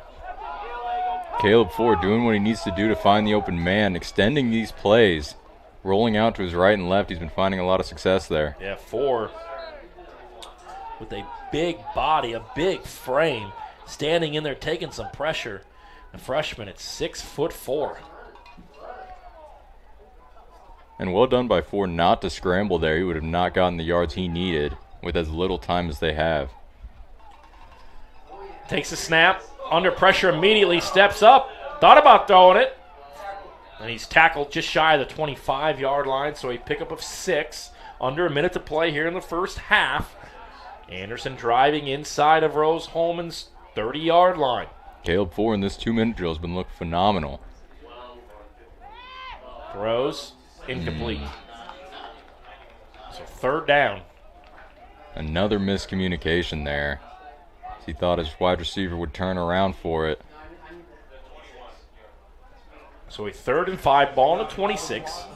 It's a 43-yard field goal from here, but trailing 3 scores 17-0, Luke. The only thing you're thinking about is finding that end zone. Absolutely. You cannot settle for a field goal because Rose-Hulman's passing offense has started to gain some steam, and that is not what you need whenever their run game looks this good. So you got to put some points on the board back. Rose-Hulman will get the second half kickoff. 4 under pressure, and he's hit and tackled. Anderson will have to take that last timeout more than likely. There's that Rose-Hulman pass rush that we were talking about earlier. Clock continues to roll. They actually don't have to punt it. Is that their 5th sack of the first half? 5th sack. Ball on the 35-yard line. You could take this to half. Nobody's stepping up to take a timeout. Looks like they might try and get one more play off. Shyrock in on that tackle and for the sack. 5 seconds.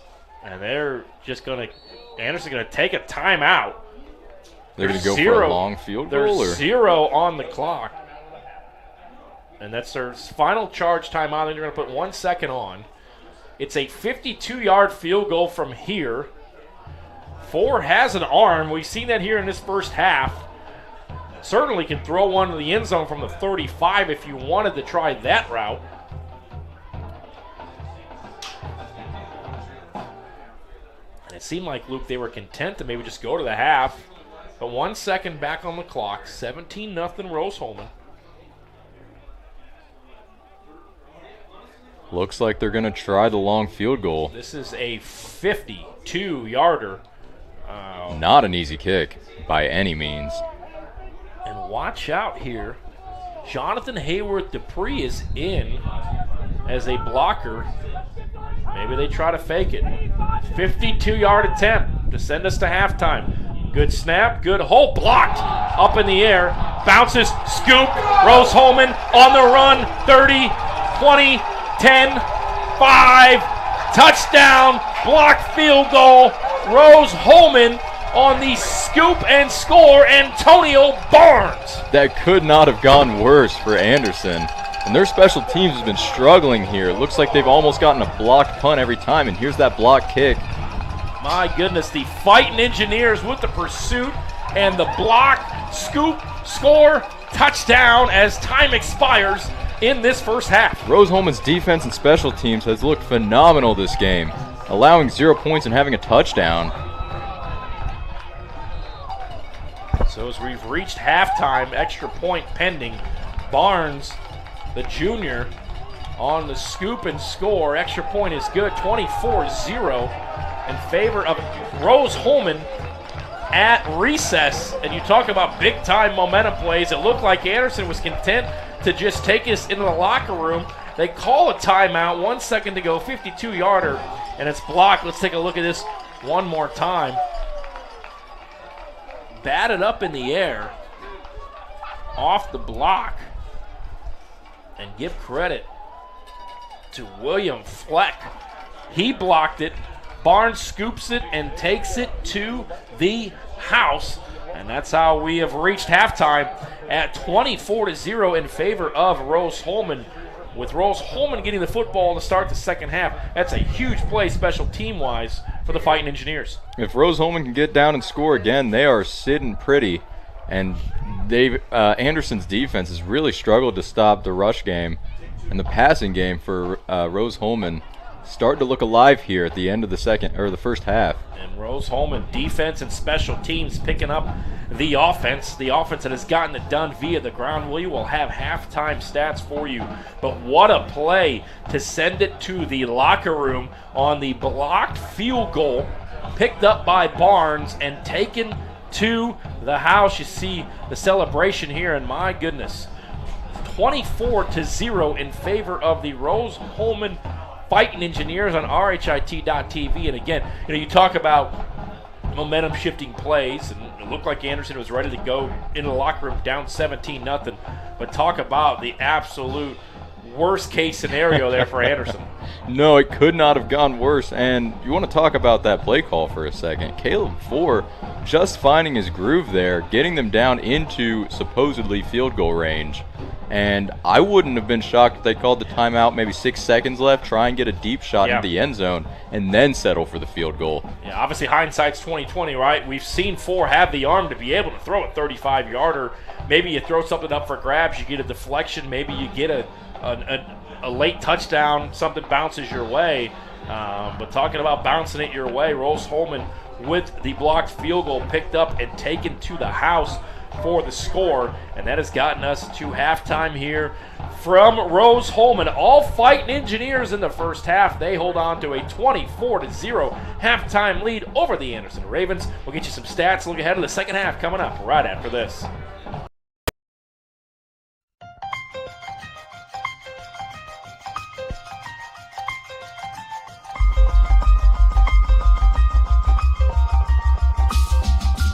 Big play here for Mount Vernon. Ertl looking right, now over the middle, fires, and it's in there for a touchdown. What a throw. Boy, what a stick, huh? Side out, back to the middle, and guess what? You want a point on the other side, you go to Taylor Lewis. Here's Freeman. Has an opening shot. Score! Stafford around a screen. Skip pass. Mays with 3. Mays drive. Floater up and in at the horn. Hand off and nice hole over the near side. 40, 35, 30. Block to the outside. 20, 15, 10, 5, and touchdown. And that's a big one right there. And finally, somebody gets on the board.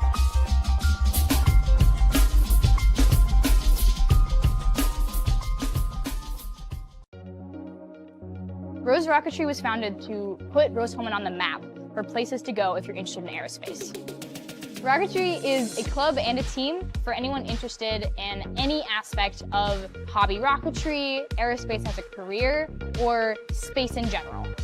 Rose Rocketry has several different pillars that we try to pursue for all of our members, one of them being the NASA USLI competition.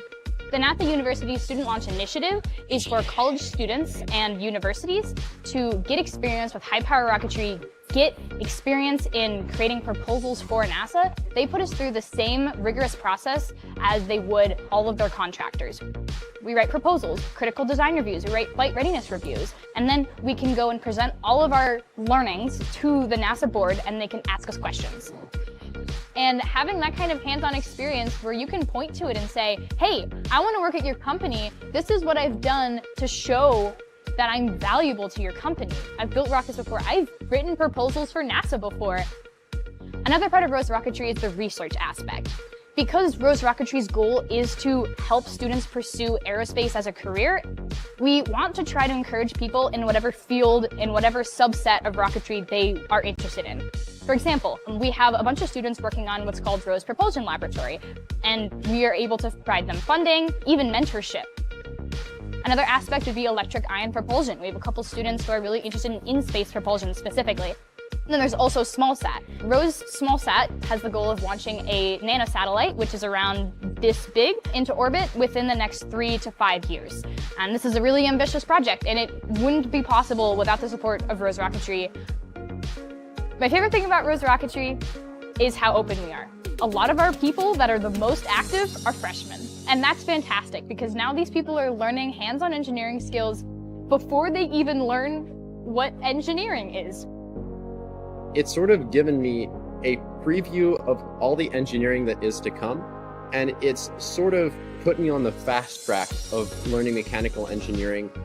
Failure modes, effects, and analysis. That's not something you really learn as a freshman in your academics, but learning it in Rose Rocketry means I can apply those concepts to my current classes, which really helps me excel academically and prepares me for future classes.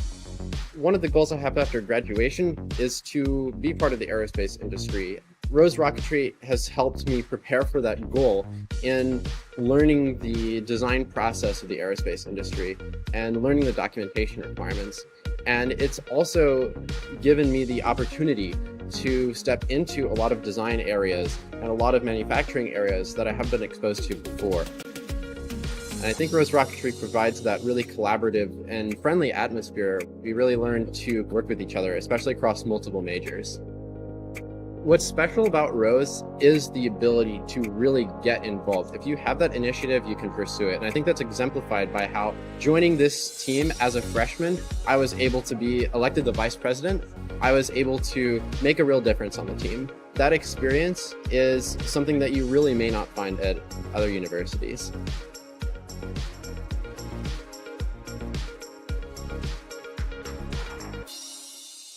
Hey, thanks for joining us tonight. We consider it a privilege to have you as one of our listeners and viewers. If you'd like to see more content just like tonight, just hit the donate button. Every dollar that you donate will go right back into more games right here on IndianaSRN, which means more games for you. It's IndianaSRN, where you always have a front row seat.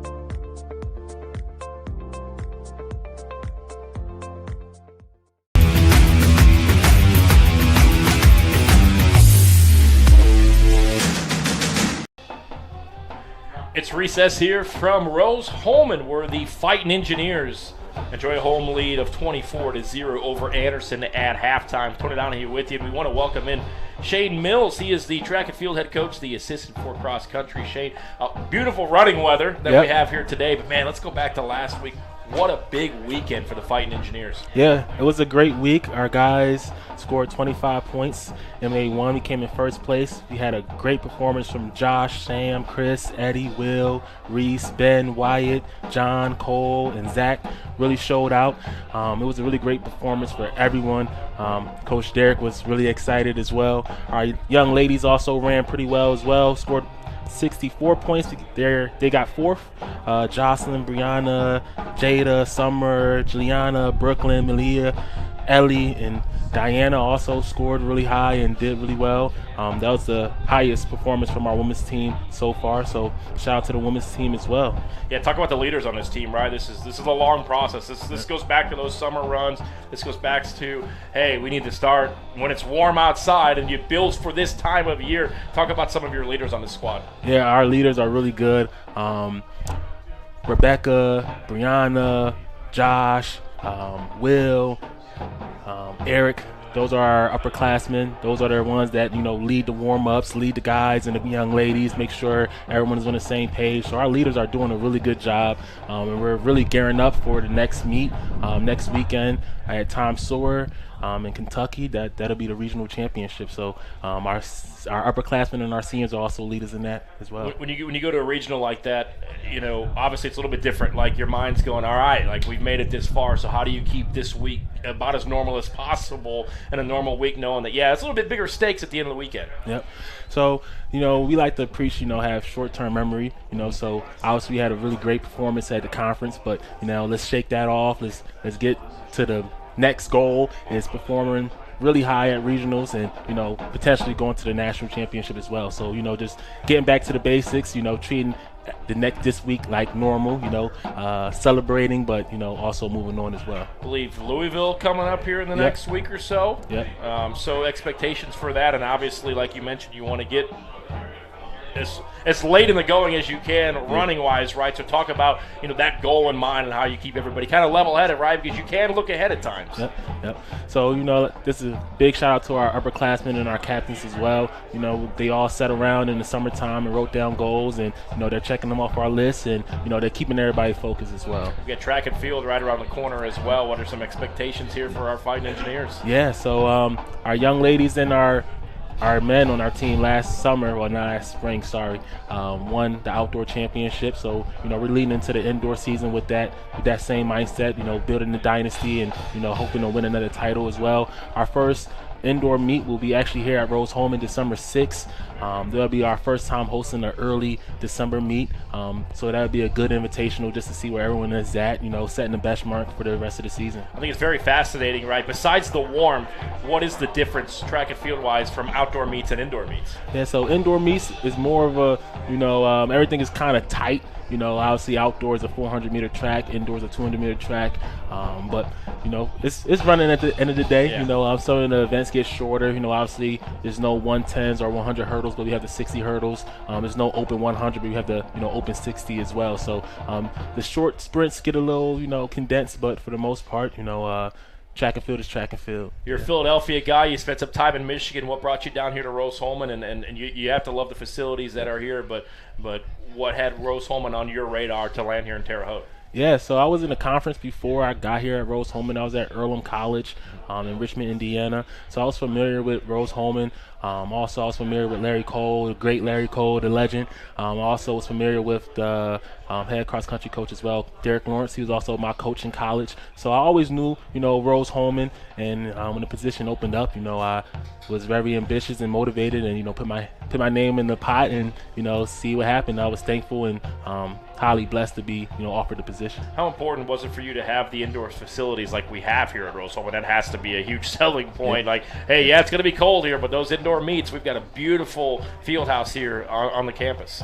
Yeah, so that's the beauty. We get to train all year round. We get to host meets, and you're right. That's something that we let recruits know. Hey, we got 18 meets, indoor and outdoor, but 8 of the meets are right here on our campus as well. So it helps with bringing recruits on campus. It also helps with making sure our athletes are not missing too much time on the road or missing class. We can host a lot of meets. So and it gives us also a nice building block to train when it's too cold outside, things like that. Some important dates coming up once again for our listeners. Let them know, obviously, next week what we're looking at and what the future looks like here over the next couple of weeks. Yeah, next week is the regional cross-country championship, the Great Lakes Regional Cross-Country Championship.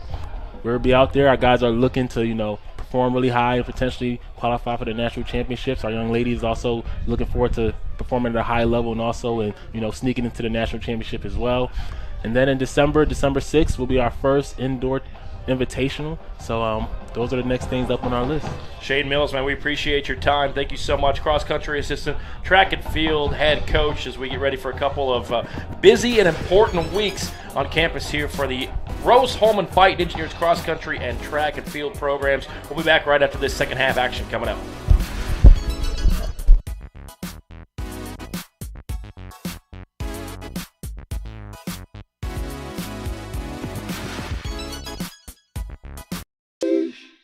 A lot of times when you come to Rose, students will say the work is hard. And it is. There's rumors about the difficulties of Rose-Hulman. I would say they're on par for the most part. But 9 times out of 10, at the end, the student's going to end with that statement, but it's worth it, or I really enjoy it. And I think that's really the key part. Like, if you really like doing something, it's going to be a lot of work. So the commonality is just the love for science and math. Mathematics is really the basis of all science and engineering. It's the language that we use. We need to make sure that they have that backbone in order to succeed as future scientists and engineers. We collaborate as faculty, and they see how one class starts to impact another class. Math, science, technology, how intertwined they are. Our students are very driven in everything that they're doing. Is that opportunity to be pushed, because we do push the student to see what it is that you're actually capable of. We're not just saying, here, go do this hard project. We are right there with them. I think that matters. Our job is to create a safe place to fail. That would be terrifying if you did that alone. That results in students that are ready to walk out of the door and into their place of work, ready to be a productive contributor.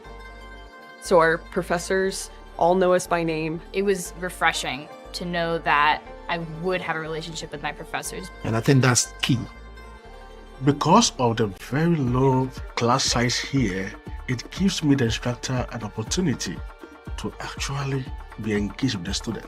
We know who's struggling, we know who's doing well, we know who's getting it. Basically, everybody knows everybody here. The faculty are there for you. All of our students are advised 100% by faculty. Your professors already know you. Even if you haven't met them, chances are your professors have talked about you to other professors. And we do all of our classes in 10 weeks. Very fast-paced. So as difficult as the courses might be, as rigorous and difficult as it might feel for those 10 weeks, you know that everyone here has your back. I think the big thing that I want people to always know when I talk about Rose-Hulman is we, the faculty, are here at Rose-Hulman because we love teaching. That is the reason we are here, and I think that sets us apart from all other institutions.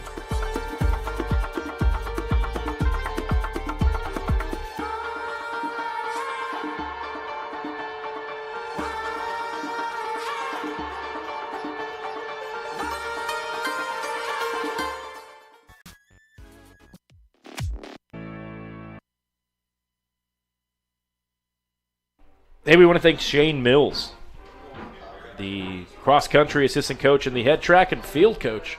Some exciting times here on campus for the Rose-Hulman Fighting Engineers. At halftime, 24-7, they lead Anderson. Tony Donahue, Luke Burton with you. Well on the way for Rose-Hulman to continue that 15-game winning streak against Anderson, in which Jeff Sokol is 13-0 against. But let's look at some of these stats. Pretty even on the first downs, but you look at the rushing numbers in that first half. 87 net yards positive for Rose-Hulman. Just 3 on the ground for the Anderson Ravens. Rose-Hulman's been running up and down the field here, especially with their star running back, Jay Smith, out. Alexander Marsteller has taken up his role and has gotten 115 yards and no, not 115 yards, 111 yards. And also a receiving touchdown on top of that. He's been playing phenomenally. Yeah, Adam Muse, 6 of 13 for 115, 2 touchdowns, has an interception, and has been sacked. Rose-Hulman is 0 of 6 on third down, but 2 of 3 on fourth down. Yeah, Rose-Hulman just trying to stay on the field as long as they can. I mean, they haven't needed it too much, seeing as they're up 24-0, but that comes mainly from their defense and special teams.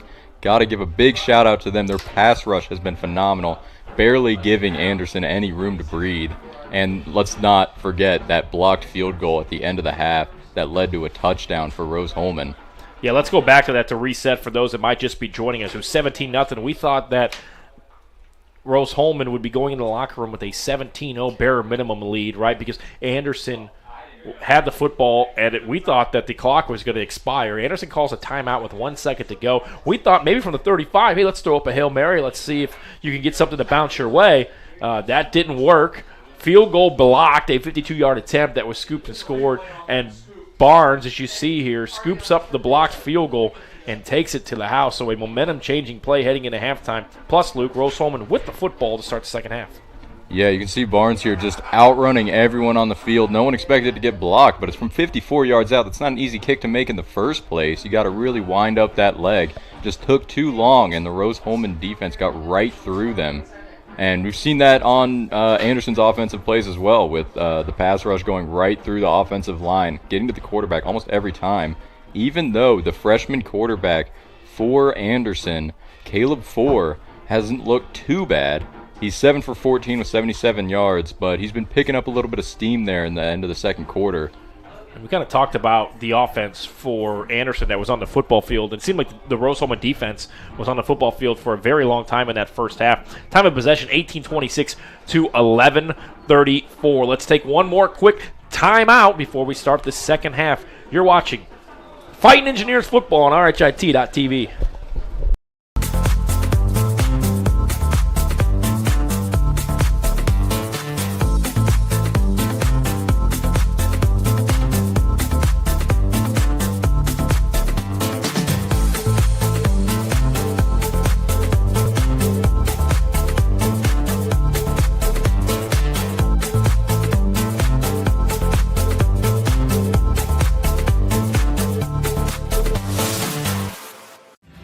Thinking about what to do after high school? Consider a career with Boilermakers Local 374. As a Boilermaker apprentice, you'll earn while you learn. We offer excellent wages and benefits, and as part of our no-cost hands-on apprenticeship program, you'll learn from the best in state-of-the-art training centers and on the job. Become a union Boilermaker and get on your way to a great career. Find out more, visit www.local374.org or call 219-845-1000. Back here at halftime, 24-0. Rose-Hulman leading Anderson. Rose-Hulman will start the second half with the football. After that blocked field goal, scoop and score for a TD. All Fighting Engineers. Here in this HCAC matchup on RHIT.TV. Tony Downey, Luke Burton with you. Luke, before we kick off this second half, give me some keys for Rose-Hulman to continue this 24-point lead. Now, I really wanted to see the freshman quarterback for Rose-Hulman, Adam Yu, really start to throw the ball, but I don't think they need to do that. They just need to get some solid runs and just kind of play from ahead. Just keep chewing the clock as long as they can, hold that possession time. You said earlier that they had a lot lower possession time, about 18.5 minutes to 11.5 minutes. But as long as they can hold on to the ball and just keep running it down their throat, I think this is an easy win they could coast to. 18 carries, 111 yards for Alexander Marsteller in that first half. He also caught a touchdown pass. Adam Yu, 6 of 13, 115 yards and 2 touchdowns. Also through the air, Ben Klein had that 21-yard touchdown catch. Anderson offensively, Navarre with 40 yards rushing on 12 attempts. Caleb Four, the backup, in 7 of 14, 77 yards. First play here, and Anderson's defense all over it, blows it up for a loss on first down. Anderson's defense has really got to step up here. They can't rely on Rose-Hulman to make mistakes because Rose-Hulman's just going to play very conservatively. Hard to imagine they'll be taking deep shots like they did early on. The defense for Rose-Hulman, very impressive in that first half with 5 sacks on 9 quarterback pressures. Out of shotgun. Just into the second half here. Yu fires across the body, caught short of the first down marker, but a pickup of 8. A couple defenders there trying to say it was incomplete. Yeah, it looked like it was one of those comeback throws, and we saw Yu in the first half throw a few of those that skipped off the turf. Mm-hmm. So 3rd down and 3 here from the 32 on the opening drive of the second half for Rose-Hulman. Shotgun, Yu, quick strike, bobbled and falls to the turf. Incomplete. Great defensive pursuit there by Anderson. Travis Billups, the freshman. And decision time here, and it looks like Rose-Hulman will punt the football over. First possession of the second half goes 51 seconds. No reason to try and hold on to the ball here. Just punt it, let your defense do what it's been doing all game, which is shut down Anderson. Anderson having 0 points so far. And I'm not surprised by this call. A little disappointing they couldn't get it past, and I'm kind of surprised they didn't run it as much as they were earlier. Segudo, good snap, good boot, plenty of hang time. Fair caught at the 25-yard line. So Anderson, who brought in their backup quarterback, Caleb Ford, who came in that second quarter, threw the football 14 times, completed 7 for 77 yards. Expect to see him back here in the second half. Oh, absolutely, especially with what we saw from him in the end of the second quarter, where he was really starting to pick up some steam, finding his receivers, a couple missed catches, opportunities. But I think he has a touchdown or two in his future in this game if they can keep him on the field, keep that pass rush away from him. So Ford's out there with Navarre in the backfield, as well as number 2. That, of course, being the safety blanket, Isaiah Rhodes, who had 3 catches in that first half. Navarre has it, gets past the line of scrimmage, and is pushed out of bounds for a pickup of 2 on 1st and 10. Rose-Hulman, they're not allowing any good running opportunities there. Covered up the middle, not letting the offensive line create a good hole for the running back there. And I think defensively for Rose-Hulman, you're going, look, beat us over the top, right? Beat us over the top if you want. Go for it. But we're not going to give up anything in front of us. We're not going to allow you to gain yards via the ground. And here we go. 2nd and 8, ball on the 27. Anderson looking for their first points of this contest. Fakes the pass. Plenty of time. Ford still in the pocket. Pumps, and throws it incomplete.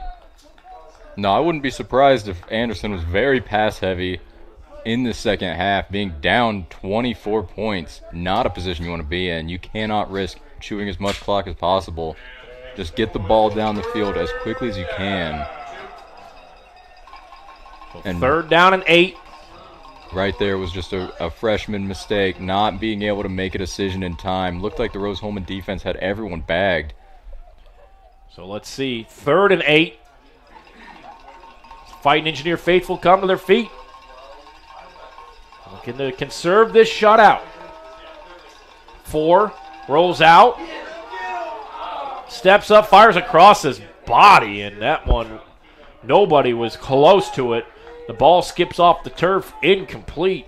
Not the decision you want to make there. Your receiver's back to you, cannot see you, and you're throwing a cross body. I think you have a better chance there just taking off with your legs. We've seen Caleb Ford try and get a couple rushes in early there in the second quarter after getting put in, but cannot make mistakes like that. We've seen some pursuit here on the punts from Anderson.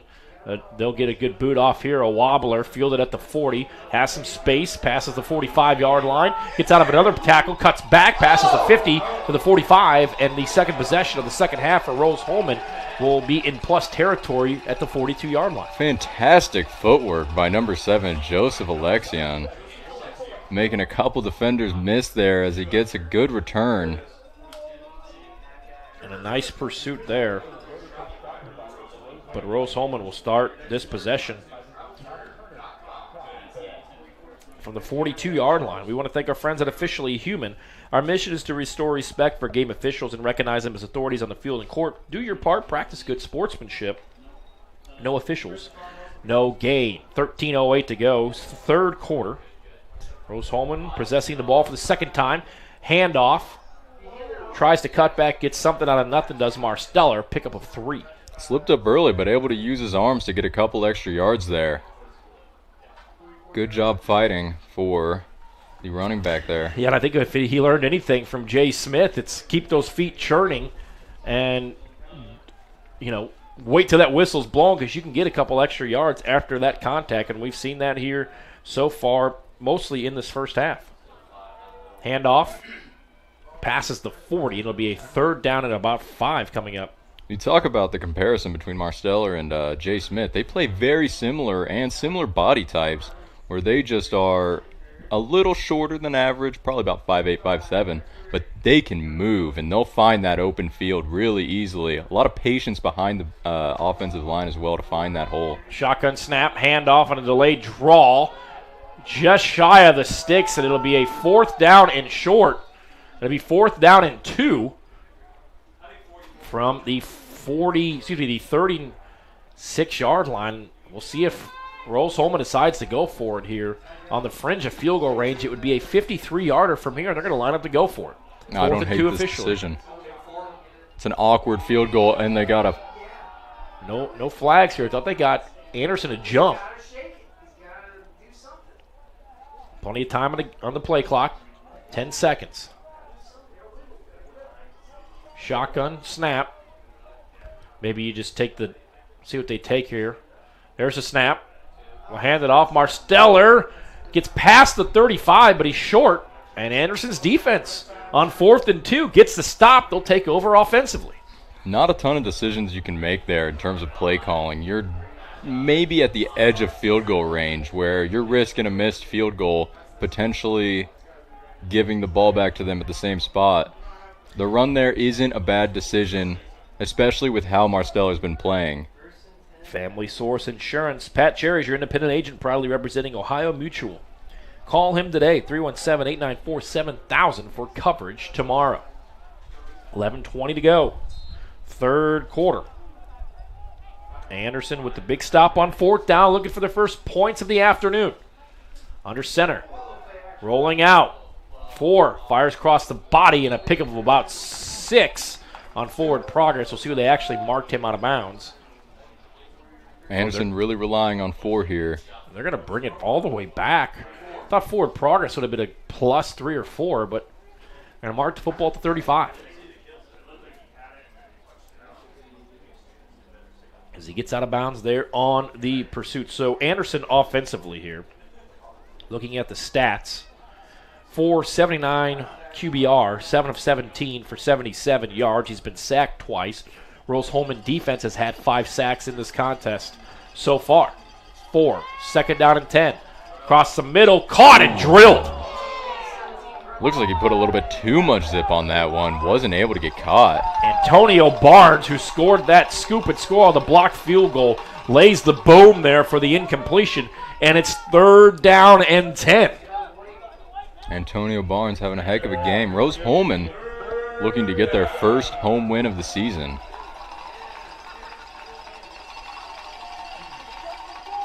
So 3rd down here.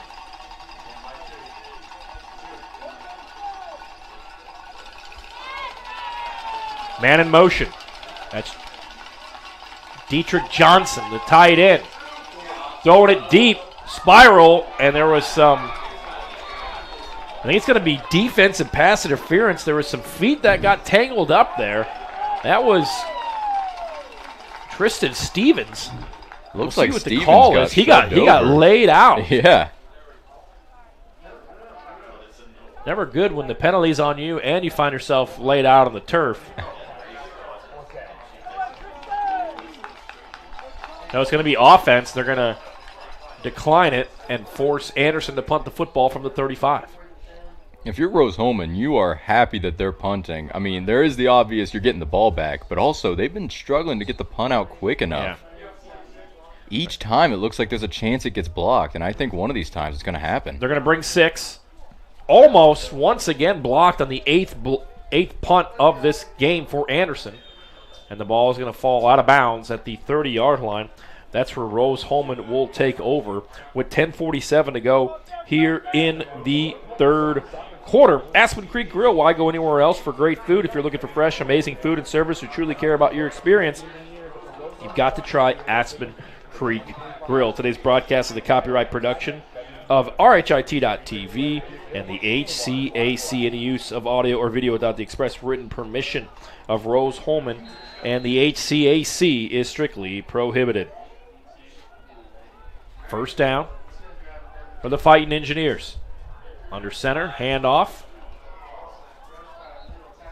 And Anderson here in this 3rd quarter defensively, Luke, saying, look, we're going to stop this run. We're going to make you throw the football. Yeah, so far Marsteller off to a slow start. They have been clogging every lane. Marsteller up to 23 attempts for 120 yards. Shotgun snap. Pitch back. Ooh. And Cody is met immediately and slammed to the turf. So the Fighting Engineers pulling out all the stops, but Jalen Hayes blows up the play for a loss of 7. He was right there. And number 9 for Rose-Hulman, Avery Cody, just did not see him coming. Slow to get up.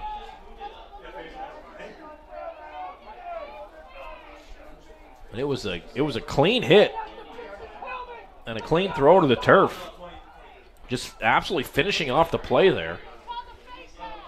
I didn't see the face mask. I mean, it was an awkward grabbing of the jersey, but it looked legal from where we stand. That was just a big hit through and through. So it's a 3rd and 17, and Jeff Sokol will call a timeout. 9:37 to play in the third quarter. We'll be back right after this. At Riskwork, we're Team Indiana through and through, from coaching youth basketball to protecting critical infrastructure. Like our partners at IndianaSRN, we invest in people first. That same grit and leadership on the court drives our work in cybersecurity. We help businesses stay secure, resilient, and ready with no guesswork. If you can trust us to protect the grid, you can surely trust us to protect your Indiana business. It's game day, a time to focus on the excitement and not to worry about your insurance coverage. With Indiana Farmers Insurance by your side, you can step onto the field or into the bleachers with true peace of mind, knowing your coverage is handled by local agents who care about your business, your auto, your home, and your farm as much as you do. Local insurance, local agents, here for you. Now that's what we call teamwork.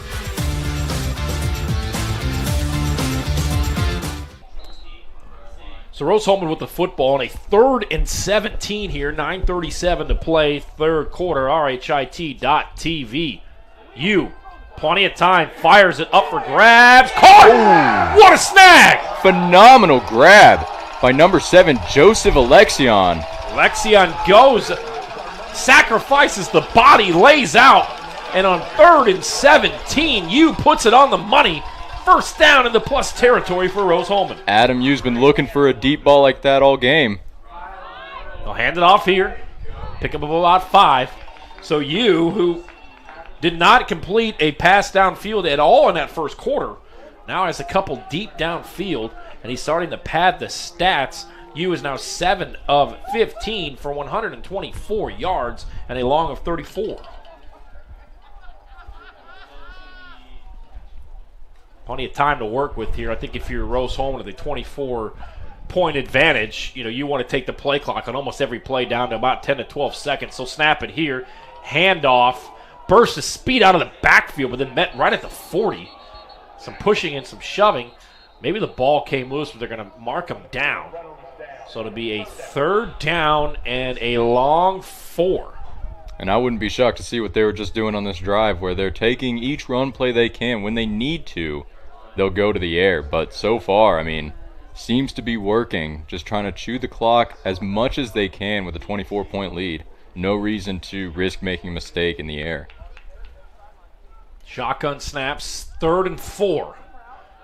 Dump out of the backfield. Marsteller has it. Passes the 35. Passes the sticks for a first down. Nice job there by to stay in the pocket, deliver the strike, and it's enough for the first down.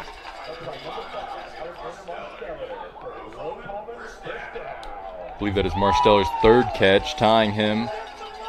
So the Fighting Engineers. Him and Joseph Alexion leading the team in receptions.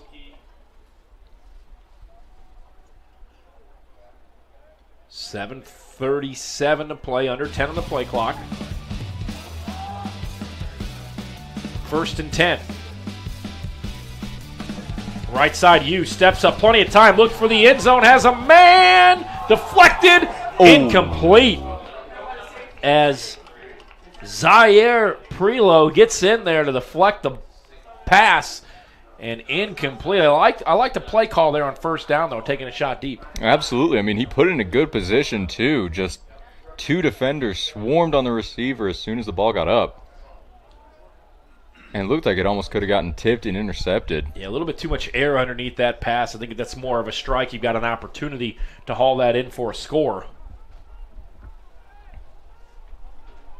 Nonetheless, 2nd and 10, ball on a 32. Going to be a keeper the entire way. Pushes the pile forward, just shy of the 25-yard line. Going to be a pickup of 6. 3rd and 4 coming up here for Rose-Hulman. Again, content to take as much time off this clock as possible. That's the first time that the Anderson defense has seen the QB keeper, and it definitely worked. No one expected it, and he was able to get a good 3 yards. Too wide to the left. Klein lined up. Keep it again. This is a direct snap. Straight to Marsteller. And he marches forward just shy of the stick. So 4th down and 2. Rose-Hulman going to go quickly back to the line.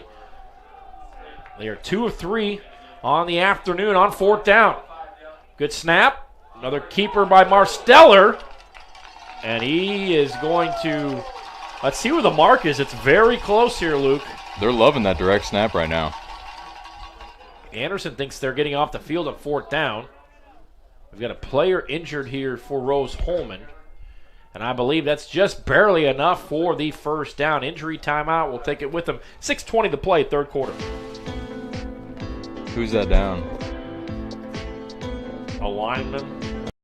This is LifeWise Academy. It's a program that teaches Bible-based character education to public school students during school hours. Not before school and not after, but during school hours. So here's how this works. The students will leave this school building, hop on this bus, take a short ride across the street to the church. I can see the steeple from here, have Bible class, hop back on the bus, head back to school.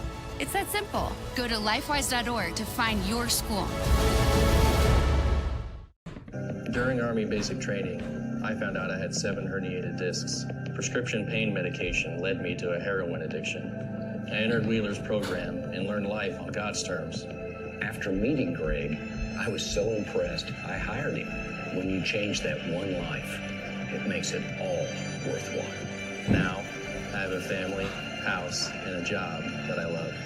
At Wheeler, you can have something everlasting. Coach Sokol doesn't like the call. The sticks were brought out on the measurement, and on the 4th down run, Rose-Hulman marked just shy of the 1st down, and Anderson will now take over offensively from the 22-yard line. Looked like they were short by inches right there, but I'm excited to see the freshman quarterback for Anderson, Caleb Four, try and get a drive together here. Hopefully put some points on the board. Quick turn of possession. You almost take a shot here if you're Anderson. Nothing to lose, down 24-0 halfway through the 3rd quarter. Play action. Plenty of time. Pumps, runs with it, has some space, passes the 30, the 35, 40, as we pushed out of bounds, just shy of the 50-yard line, but a 1st down run there for 22 yards. Move the sticks for the Ravens of Anderson. Four's starting to show off his legs a little bit. You didn't see that a lot in the 1st half. But now that their defense is a little bit more spaced out, maybe a little bit more tired, he's able to find a gap there and just gain a good 20-ish yards on that run. Interesting to see what Anderson decides to do here. Look, they had some opportunities in that 1st quarter when they went up-tempo. Obviously, time not on their side. You're down 3 touchdowns, bare minimum, with 2-point conversions. Run here, ball is out, but they're going to call it down. Yeah, So he was certainly down there. Yeah, Aiden Navarro on the run into plus territory. Fumble, but he was marked well down before the football came out. So Anderson going back to the huddle. Become an IndianaSRN sponsor today. Support your high school and college athletics across the state of Indiana while putting your business in front of thousands of loyal viewers each week. Coach at IndianaSRN.org for more information. Right in front of us at the 45-yard line. Fake pitch. Getting out of it with some space to run. And that's great mentality and great pursuit there by the freshman quarterback. Should have been gobbled up in the backfield, but he pushes it forward for a 1st down on the quarterback keeper. As soon as he recognized that there was that defender right in his face, he just took a quick step to the right and ran upfield. And I want to mention, it's not often that you see a team down 24 while winning the turnover battle. Yeah. And that just comes to the special teams right there. Yeah, Caleb Four there pushes it forward for a 1st down. Navarre in the backfield, 2 wide receivers set. Fakes the handoff. Four fires it. Just a little bit too much on that throw. Four has had a lot of time in the backfield. This offensive line doing a great job for Anderson. Yeah, they're really picking up after the 1st half. That was a dirty 1st half. 5 total sacks by Rose-Hulman.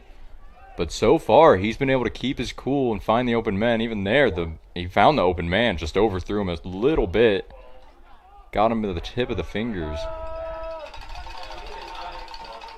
Man in motion. Goes Dunson. 4 wide set. Quick strike, caught. Short of the first down marker, and we're going to have a flag. Let's see if it's a false start.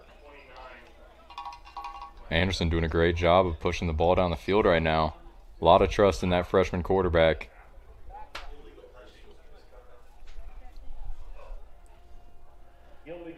Illegal touching. 5-yard penalty. Also a loss of down. That'll be a 3rd down and long here for Anderson. You don't see the illegal touching called all that often. But a great job there on the far side from the official.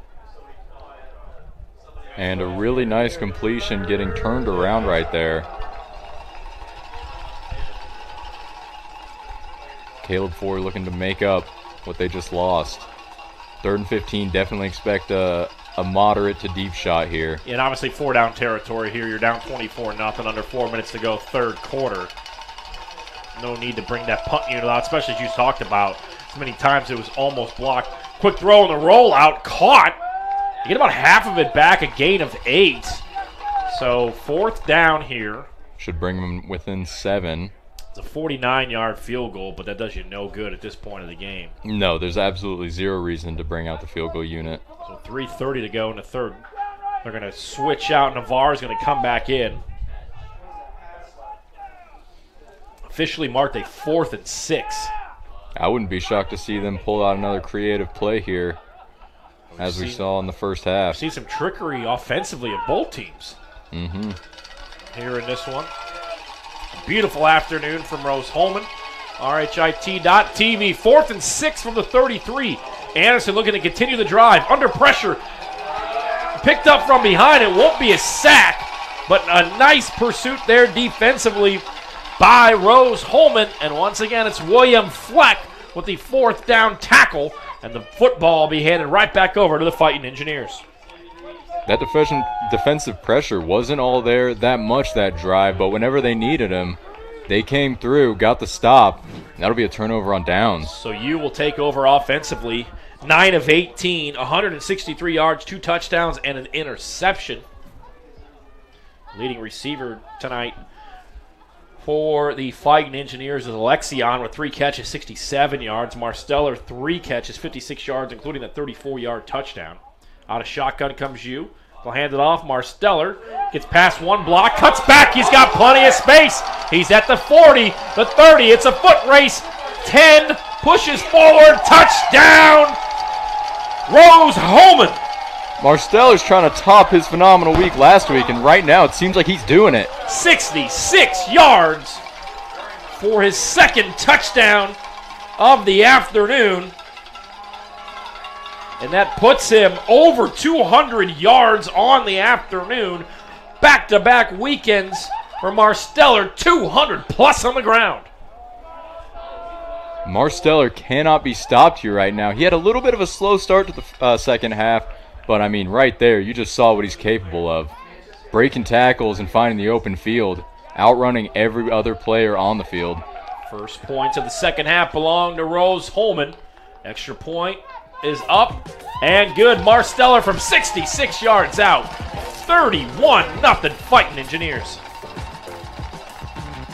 Fans, are you ready to get even closer to all the action with IndianaSRN? Subscribe now and never miss a moment. Subscribe to our YouTube channel and get instant access to exclusive live streams. Stay updated with real-time scores and breaking news by following us on Twitter, your ultimate source for everything Indiana sports related. Hit that subscribe button on YouTube and smash that follow on Twitter.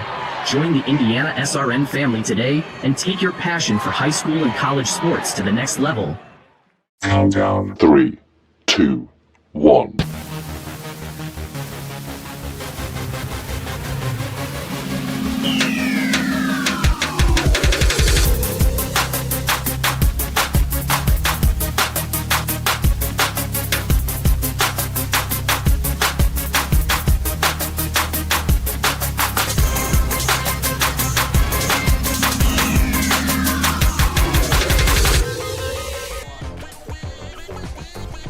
Ensuing kickoff here from Rose-Hulman after a 66-yard touchdown run.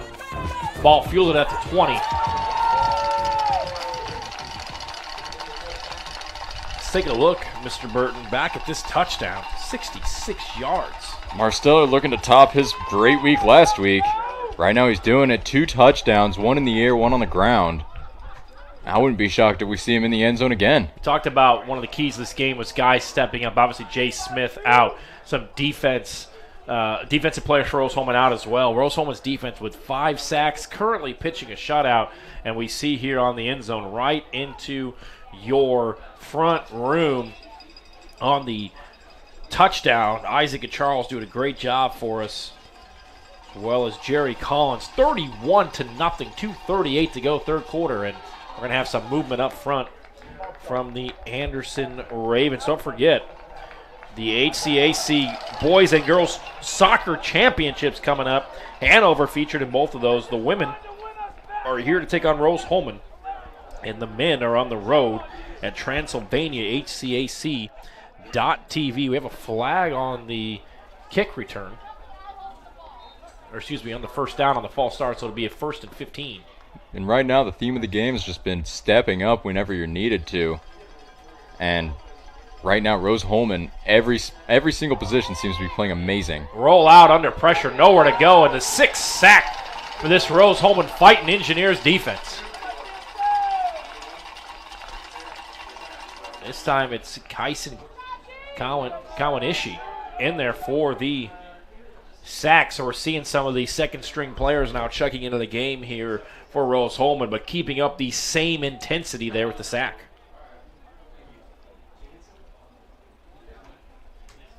Our stats have gone haywire, but for sure, Marsteller now over the 200-yard rushing mark for the 2nd straight week. Luke, not bad for a backup. Whenever your backup's putting up 200 yards a week, man, you're in a good place. Quick strike, caught, wide open. Breaks out of the first tackle, gets just shy of the 30-yard line to the 29. It'll be a 3rd down and short for Anderson. Fortunately, Jay Smith is a senior, so he's not too worried about his job getting taken out from him. Still 1 game to go for Rose-Hulman at home. That comes up right here next week against MSJ. 2 p.m. your kickoff next Saturday, right here at Cook Stadium. And another 3rd down coming up. Minute 28 to go in the 3rd quarter. Roll out. Fires across the body, caught. And a 3rd and 11, a pickup of 13, and Anderson moving the sticks. You know, we talk about quarterbacks and trying to find some things late in the season.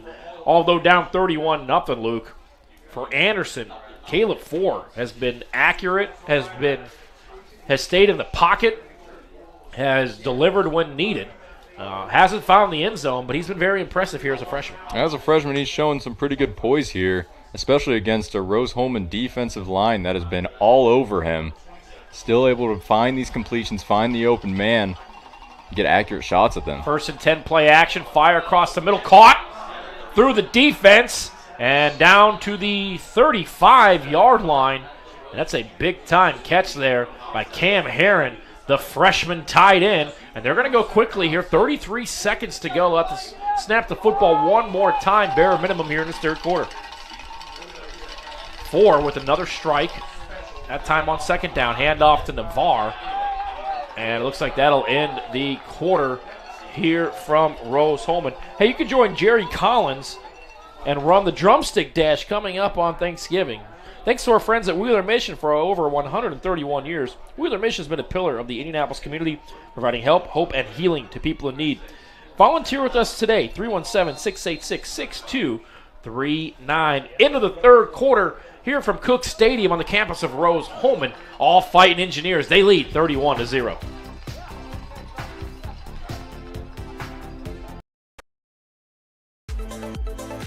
Anxious over algebra?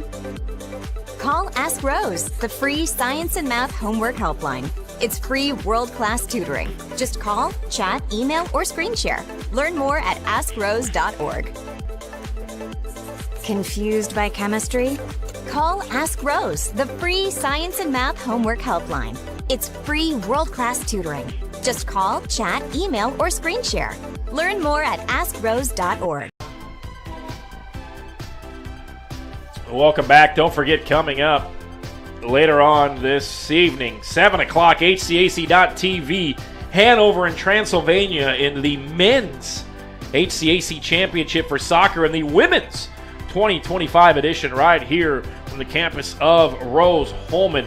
Hanover traveling up to take on the Fighting Engineers. Don't forget, on Tuesday coming up, Milliken taking on Rose-Hulman, the same Fighting Engineers ladies basketball squad, kicking things off coming up on Tuesday. Big day here in the HCAC. Can Miss Jones in the house. Big time action here on the campus of Rose-Hulman on a beautiful fall afternoon from Terre Haute, Indiana. Tony Donahue, Luke Burton with you, and the penalty here to start the fourth quarter. What a big-time afternoon here on the rushing attack for the Rose-Hulman Fighting Engineers. You can't ask for any more than what their rushing game has been able to do so far. Marsteller, over 200 yards on 30 attempts, averaging 6.6 a carry and a touchdown, as well as one in the air. He's been having a career game. Out of shotgun, 2nd and 16. Ball in the 41.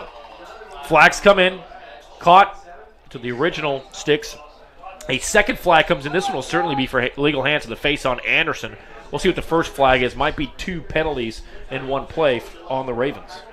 Looks like number 7, Cam Haran, the receiver of that play, wanted to pitch it back while he was going down. Made the smart decision not to do it. But you see that in the Kansas City Chiefs playbook pretty often. Oh, one by each team here.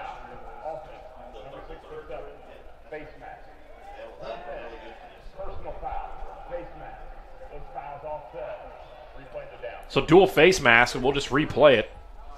One on Anderson, one on Rose-Hulman. Like it never happened. Hit reset. And Rose-Hulman, at this point, just started the fourth quarter. You're thinking you want to pitch that shutout, right? You want to give this home field and your fans a reason to cheer. They haven't won here all season. A heartbreaking loss a few weeks ago after coming back from 10 points down, getting a touchdown, getting an onside kick, getting the field goal, missing a field goal to win it in overtime. The faithful Fighting Engineer fans here in attendance certainly looking for their first victory on their home turf. Low snap.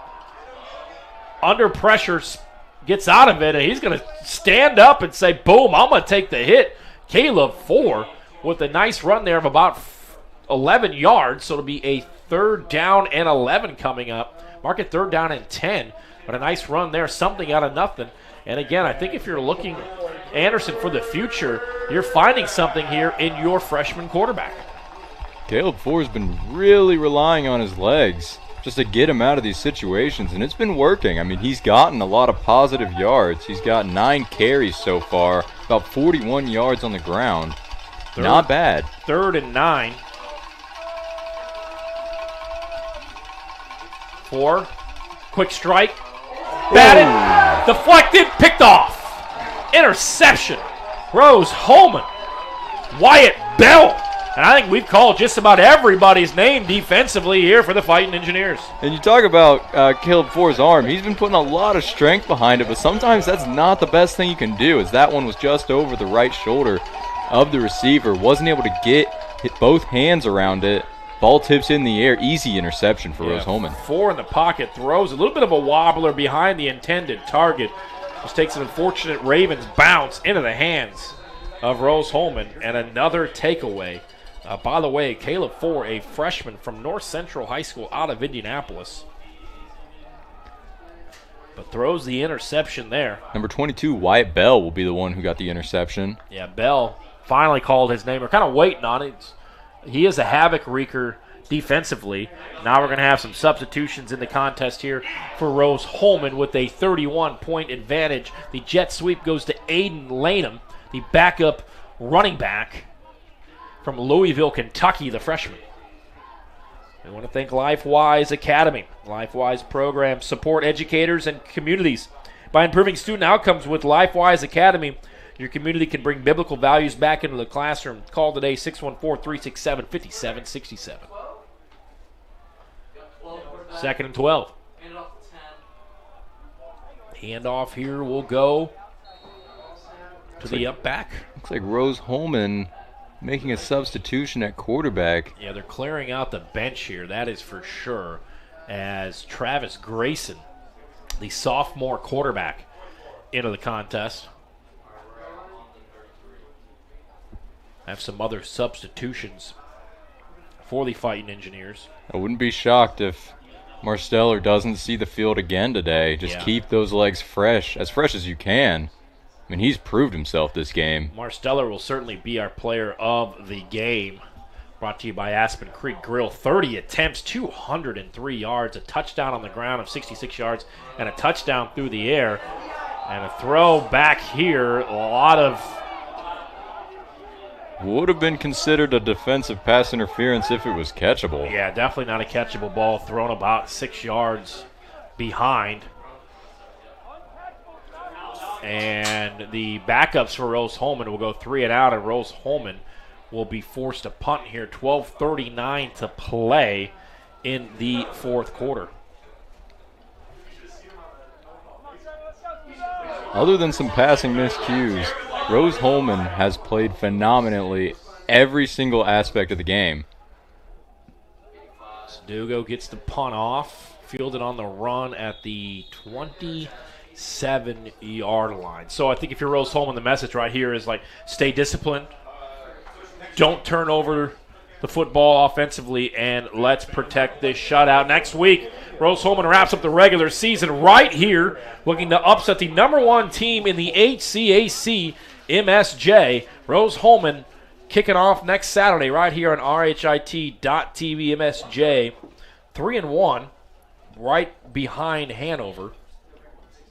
And that game scheduled to kick off at 1:30. Our coverage starting just after 1 o'clock Eastern time here from Terre Haute, Indiana. Quick handoff on a delayed draw. Plenty of space. And Navarre's going to pick up about 7. We got some late pushes. Everybody up safely. What a game here defensively. I think it's where it started. Obviously the block punt for a touchdown. Special teams, offense, defense. You talk about all 3 phases of a football game. Rose-Hulman has dominated on all 3. Rose-Hulman's just looked so complete today. Yeah. They have made few mistakes, the only ones really coming out of the air, and that was just 1 interception. And it seemed like in that first quarter, it's an overthrow here on first down. That first quarter, offense a little bit slow to get going. They got that field goal, but then in the second quarter, they turned it on to take a halftime lead of 24-0 after that blocked field goal.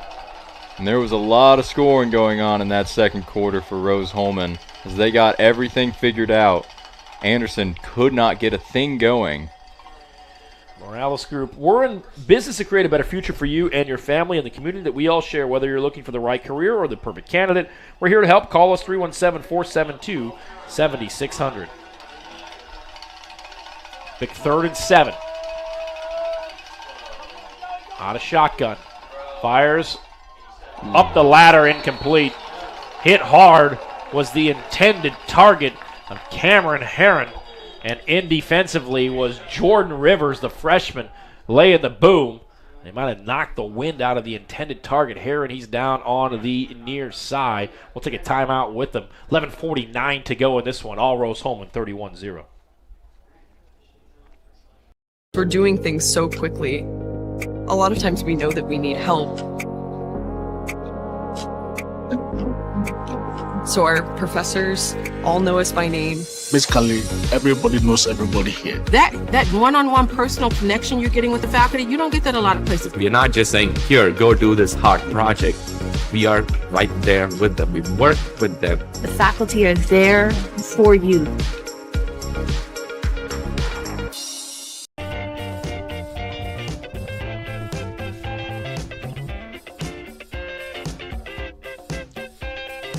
So an injury to an Anderson player here on the near side of the football field on a 3rd down throw. The tight end, Cameron Herron, is still down. at the 45-yard line, 31-0 in favor of Rose-Hulman. I want to remind you one more time, the HCAC Soccer Championships coming up on HCAC.tv, both starting at 7 o'clock. The Boys Championship, Hanover travels south to Lexington, Kentucky to take on Transylvania. And then right here on the campus of Rose-Hulman, the Girls HCAC Championship in soccer features the Fighting Engineers of Rose-Hulman taking on Hanover. Tony Donahue with you alongside Luke Burton as we await this injury. All players down on their knees. Interesting fourth quarter here. Some of the backups coming in for Rose-Hulman. Let's take a look back at some of the stats here for the Fighting Engineers. 9 of 18, 1 interception, but 2 touchdowns. Alexion with 3 catches for 67 to lead the way for the Fighting Engineers. Rushing, Marsteller, as mentioned, 30 attempts, 203 yards via the ground, an average of 6.6 and 1 touchdown on the ground, 1 touchdown through the air. All Rose-Hulman in this one, and you look at some of the team stats as well. Pretty even on the first downs, 12 each, but the rushing yards, really the story here. Net yardage, 166 yards for Rose-Hulman, 39 for the Anderson Ravens. Elsewhere, you look at pretty even throughout a lot of these, but yards per play, 6.5 for Rose-Hulman. Just shy of 3 yards per play for Anderson. Interceptions on both sides there. Penalties 4 for 34 for Rose-Hulman, 7 of 50 for Anderson. Punts 7 for Anderson, 4 for the upcoming Rose-Hulman. Time of possession, Anderson 26 minutes and 20 minutes for Rose-Hulman. Third down efficiency, 3 of 17 for Anderson, 2 of 12 for Rose-Hulman. Fourth down, 0 of 3 and 2 of 5 for Rose-Hulman. I'll tell you what, let's take another break. 11:49 to go in this one. We'll keep you updated. Rose-Hulman with a 31-0 lead.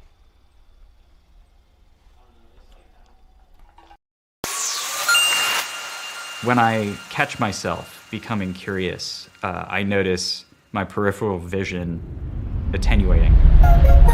There's definitely a thrill. Definitely keeps me up at night. I think I'm somebody who, when I'm curious about something, I take immediate action. I'm immediately like running. Curiosity for me, if I had to describe it in terms of a physical sensation, it would definitely be an itch. Like, I have to scratch that until that sensation is gone. It is definitely just an itch I can't scratch until I figure out. Looked like an apparent leg injury for Cameron Herron, the freshman out of Columbus East High School. Got up, stood, didn't really put a lot of pressure on that leg, but he is being taken off as we see. So we are thinking of 87, who has had a pretty good season so far here for Anderson, as we re-pick it up on the punt here on 4th and 7. They get it off, wobbly kick, fair, caught at the 32-yard line. 11:41 to play here for Rose-Hulman, leading it. And really, they got off with a 3-0 lead early in that first quarter, coming from a win last week. But this team, Luke, has not won at home. So this will be a big-time, much-celebrated victory for Rose-Hulman here on their home turf. Oh, yeah, especially with a difficult game coming next week at home. They're definitely going to want to savor this one, especially if they can hold on to the shutout here. Not much more you could ask for. Some of the backups in now for Rose-Hulman. 31-0 the lead. 11:41 to go. Shotgun snap. Handoff up the middle. Gets a couple yards and tackled for a pickup of 5 as we see some of the backups that are in. And that time on the run, that is number 19, Aiden Lanham. We'll see a heavy dose of Lanham here in this fourth quarter. 2nd and 5. Talk about backups stepping up. Now's the time for all the backups to step up and just try and hold on to this shutout. Maybe tack some points onto the board if they can, but really just control the game. Yeah, and we talked about this, for Rose-Hulman, check mark 1, step up. Who's going to step up in the absence of Jay Smith? Obviously, Marsteller does that. Defensively, who's going to step up for Gabe Adams, who's not in tonight's contest? Obviously, defensively, pitching a shutout. Wyatt Bell with that interception. There's been 7 sacks for this Rose-Hulman defense. Check mark number 2, and I don't think that they would tell you this pregame, but certainly now you're thinking check mark number 3. Get out of here with a home victory while keeping our team healthy for that final game of the season right here on RHIT.TV. 1:30 kickoff next Saturday. Mount St. Joseph's comes to town. 3rd down and 1. Rose-Hulman with the football. They'll hand it off again, enough for a first down. Breaks out of the first tackle. Needed 1, got 9, and that'll move the sticks into plus territory for the Fighting Engineers. Lanham trying to fill in that RB1 spot now that he is the sole running back after a big lead took out the rest of the players. And so far, he's looked like he's able to hold his own. And there's a second unit. They want to score, right? They got held to a 3-and-out there on that opening drive that they had late in that third quarter when Coach Sokol pulled the starters out.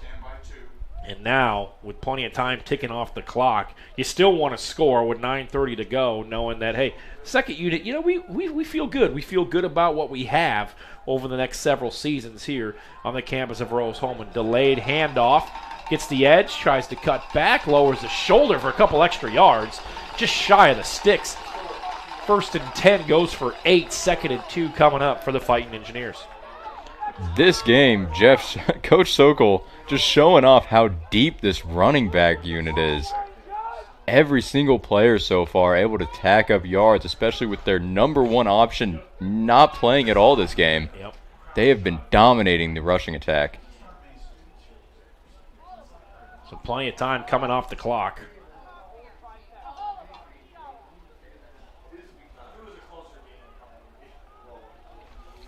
$8:40 to go, 5 on the play clock.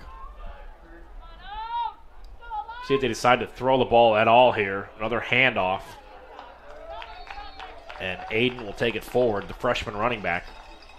With the way they're running, I just can't see them throwing a ball. I mean, I'm sure they will at some point, but I don't see where it fits in, especially with what they're doing so far and how successful their running game has been. They're staying in front of the sticks.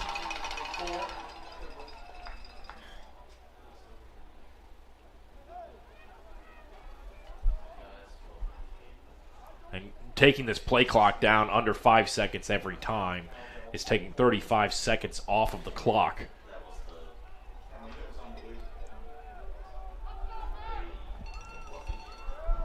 This is just textbook kill the clock. Sorry. 1st and 10, shotgun snap. And a rollout on the handoff for a nice little chunk gain there. And the running attack.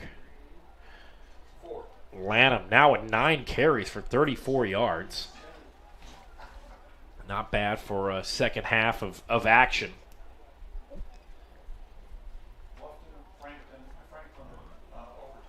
Bluffton and Franklin going to OT. 49 all. Points of premium in that contest. 49 all. Impressive high-scoring game. Quick handoff here. Tries to get the edge, tackle from behind, pick up of a couple. So 3rd down and long. As we reach the 7-minute mark here of this 4th quarter. No reason to stop doing what they're doing. They're getting into field goal range. Ticking down the clock. Getting about 4 yards per carry with Lanham in. So here we go. 3rd and 6, though. Wouldn't be shocked to see a pass here. 6:20 to go. Shotgun snap. They'll hand it off. Good blocking up front. Tries to cut back. That'll be a 4th down and about 8 on a loss of 2. See if they decide to punt it.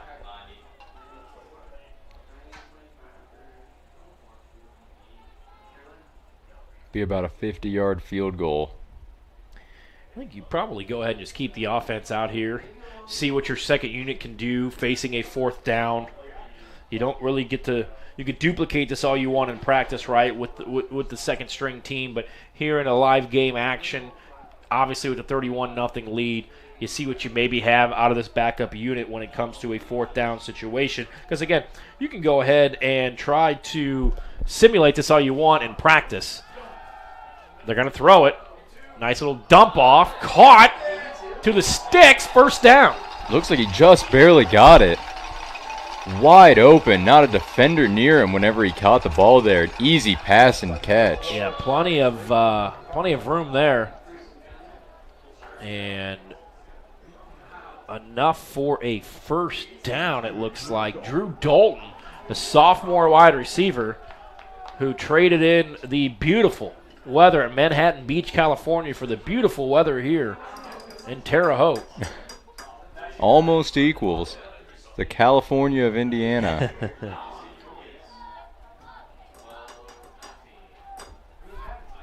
So 1st and 10, 4:44 to play. Take the play clock all the way down to 2. Nice patient run here for a pickup of 9 on first down. If it ain't broke, don't fix it. And this has been a long drive for the Fighting Engineers. Yeah, Lanham now over 40 yards rushing here on the afternoon.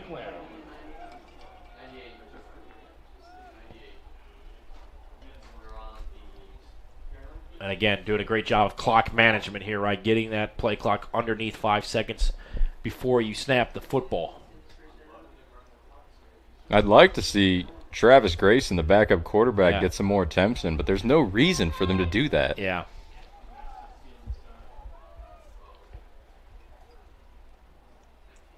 Another delayed draw.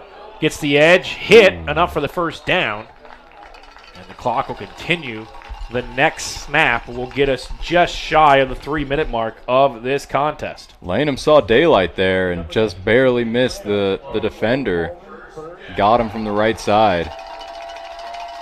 He breaks that tackle. That's a touchdown.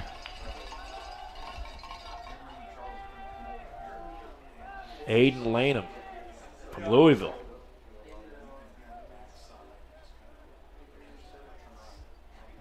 Good day of football throughout the conference, throughout D1. Beautiful day here in the state of Indiana. Shotgun snap. We'll hand it off again.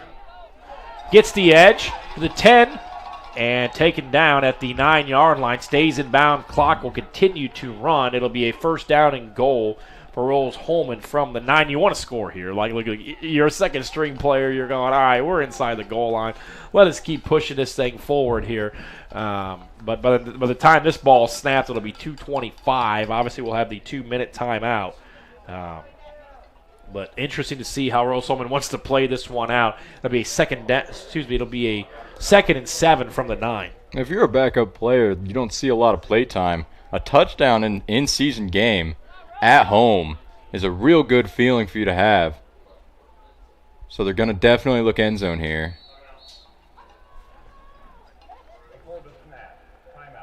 Rose-Hulman will take a timeout. We'll take it with them. 2:20 to play here in this one. All Rose-Hulman 31-0 on RHIT.TV.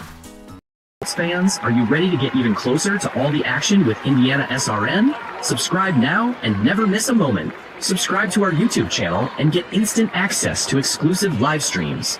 Stay updated with real-time scores and breaking news by following us on Twitter, your ultimate source for everything Indiana sports related. Hit that subscribe button on YouTube and smash that follow on Twitter. Join the IndianaSRN family today and take your passion for high school and college sports to the next level. Countdown 3, 2, 1.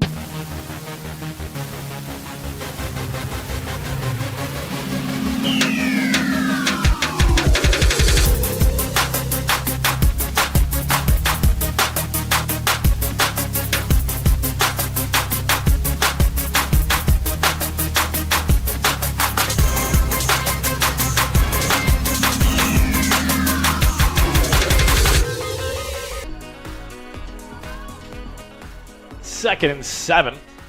2:20 to play.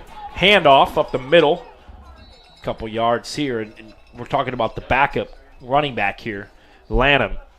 Over 50 yards, and he's getting plus yardage on every run. Yeah, I was about to say, he's only had, I think, one negative play, and then that was that third down when it was 4th and 8, and then got the first down, went back to the well, run after run after run. So we've reached the 2-minute timeout, 31-0, Fighting Engineers. Hey, thanks for joining us tonight. We consider it a privilege to have you as one of our listeners and viewers. If you'd like to see more content just like tonight, just hit the donate button. Every dollar that you donate will go right back into more games right here on IndianaSRN, which means more games for you. It's IndianaSRN, where you always have a front row seat.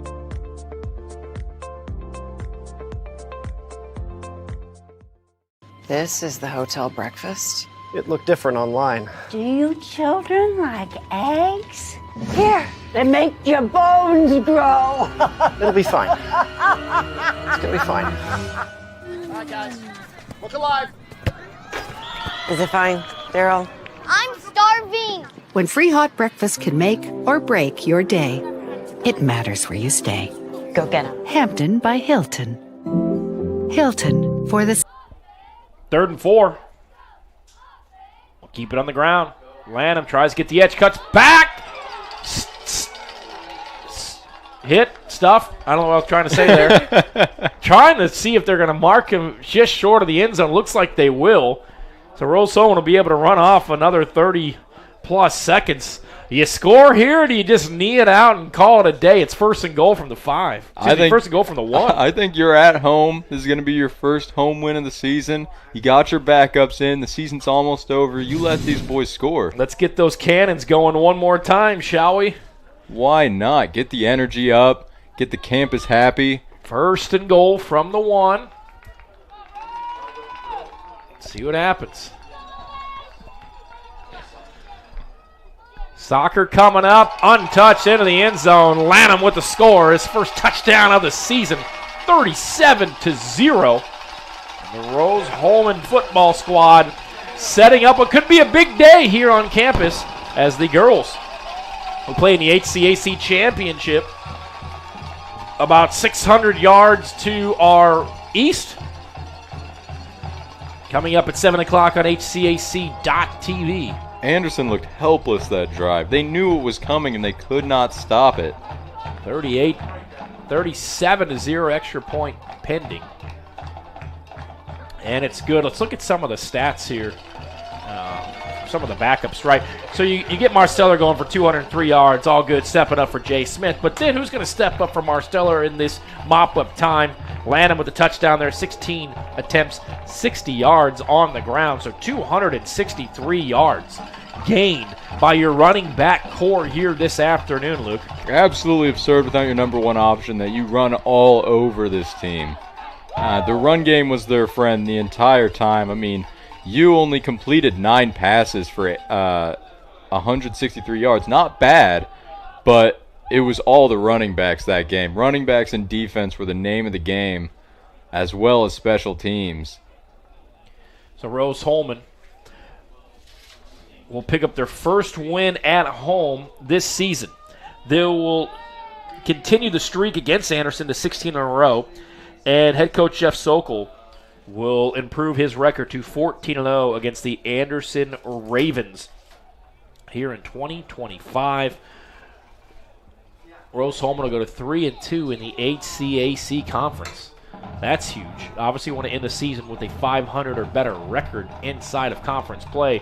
We'll have an opportunity to do that next week. Pop-up kick fielded at the 18-yard line. Has some blocking ahead. Tries to squeeze out of it. Does. And then gets hit at the 32-yard line.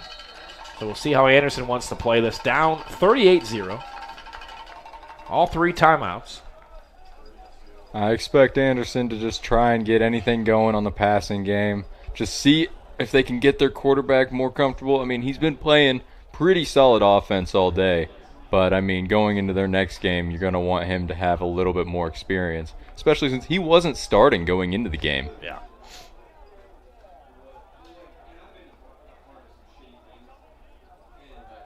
After a rough start from quarterback Carson Brookbank for Anderson, Caleb Ford came in. Yeah, 11 of 27, 134 yards. But you think about Anderson, you're throwing 16 incompletions, but at least 7 of those were drops on what could have been completed passes. Yeah, that's been kind of a trend for their offense right now. Bluffton leading by 8, 57-49 in overtime. Franklin with the football. Delayed draw here, nothing doing, and that should just about wrap it up here. From the campus of Rose-Hulman, the Fighting Engineers continue their impressive streak against Anderson. This will be their 16th win in a row as Coach Sokol will move to 14-0 against the Anderson Ravens. We'll see if they decide to line up and snap the football one more time. 15 seconds on the clock, 20 on the play clock. Not sure what exactly you can get out of this unless you're going deep and just trying to end this. And they'll just hand it off for no reason. It'll be 4th down, 3, 2, 1, and this one is over. The Fighting Engineers of Rose-Hulman with a 38-0 win this afternoon on campus of Rose-Hulman. Jerry Collins, great job this afternoon. We also want to thank Charles and Isaac for bringing you the great camera work on the field. Luke Burton, it's been an honor to share this afternoon with you here as Rose-Hulman wins their 14th game in a row over Anderson with a 38-0 win on RHIT.TV. Hey, don't forget HCAC championships will be crowned tonight in soccer. The boys, Hanover and Transylvania at 7. On the women's side, Hanover taking on Rose-Hulman right here on campus. Our next broadcast on RHIT.TV will be Tuesday as the girls' hoop squad will take on Milliken on Tuesday night. And then don't forget, Rose-Hulman will wrap up the season next Saturday right here on RHIT.TV from the campus of Rose-Hulman when they take on Mount St. Joseph. That is a 1:30 kickoff. 1:15 is your pregame show. For everybody here at RHIT.TV, we thank you for spending your Saturday afternoon with us. 38-0 your final.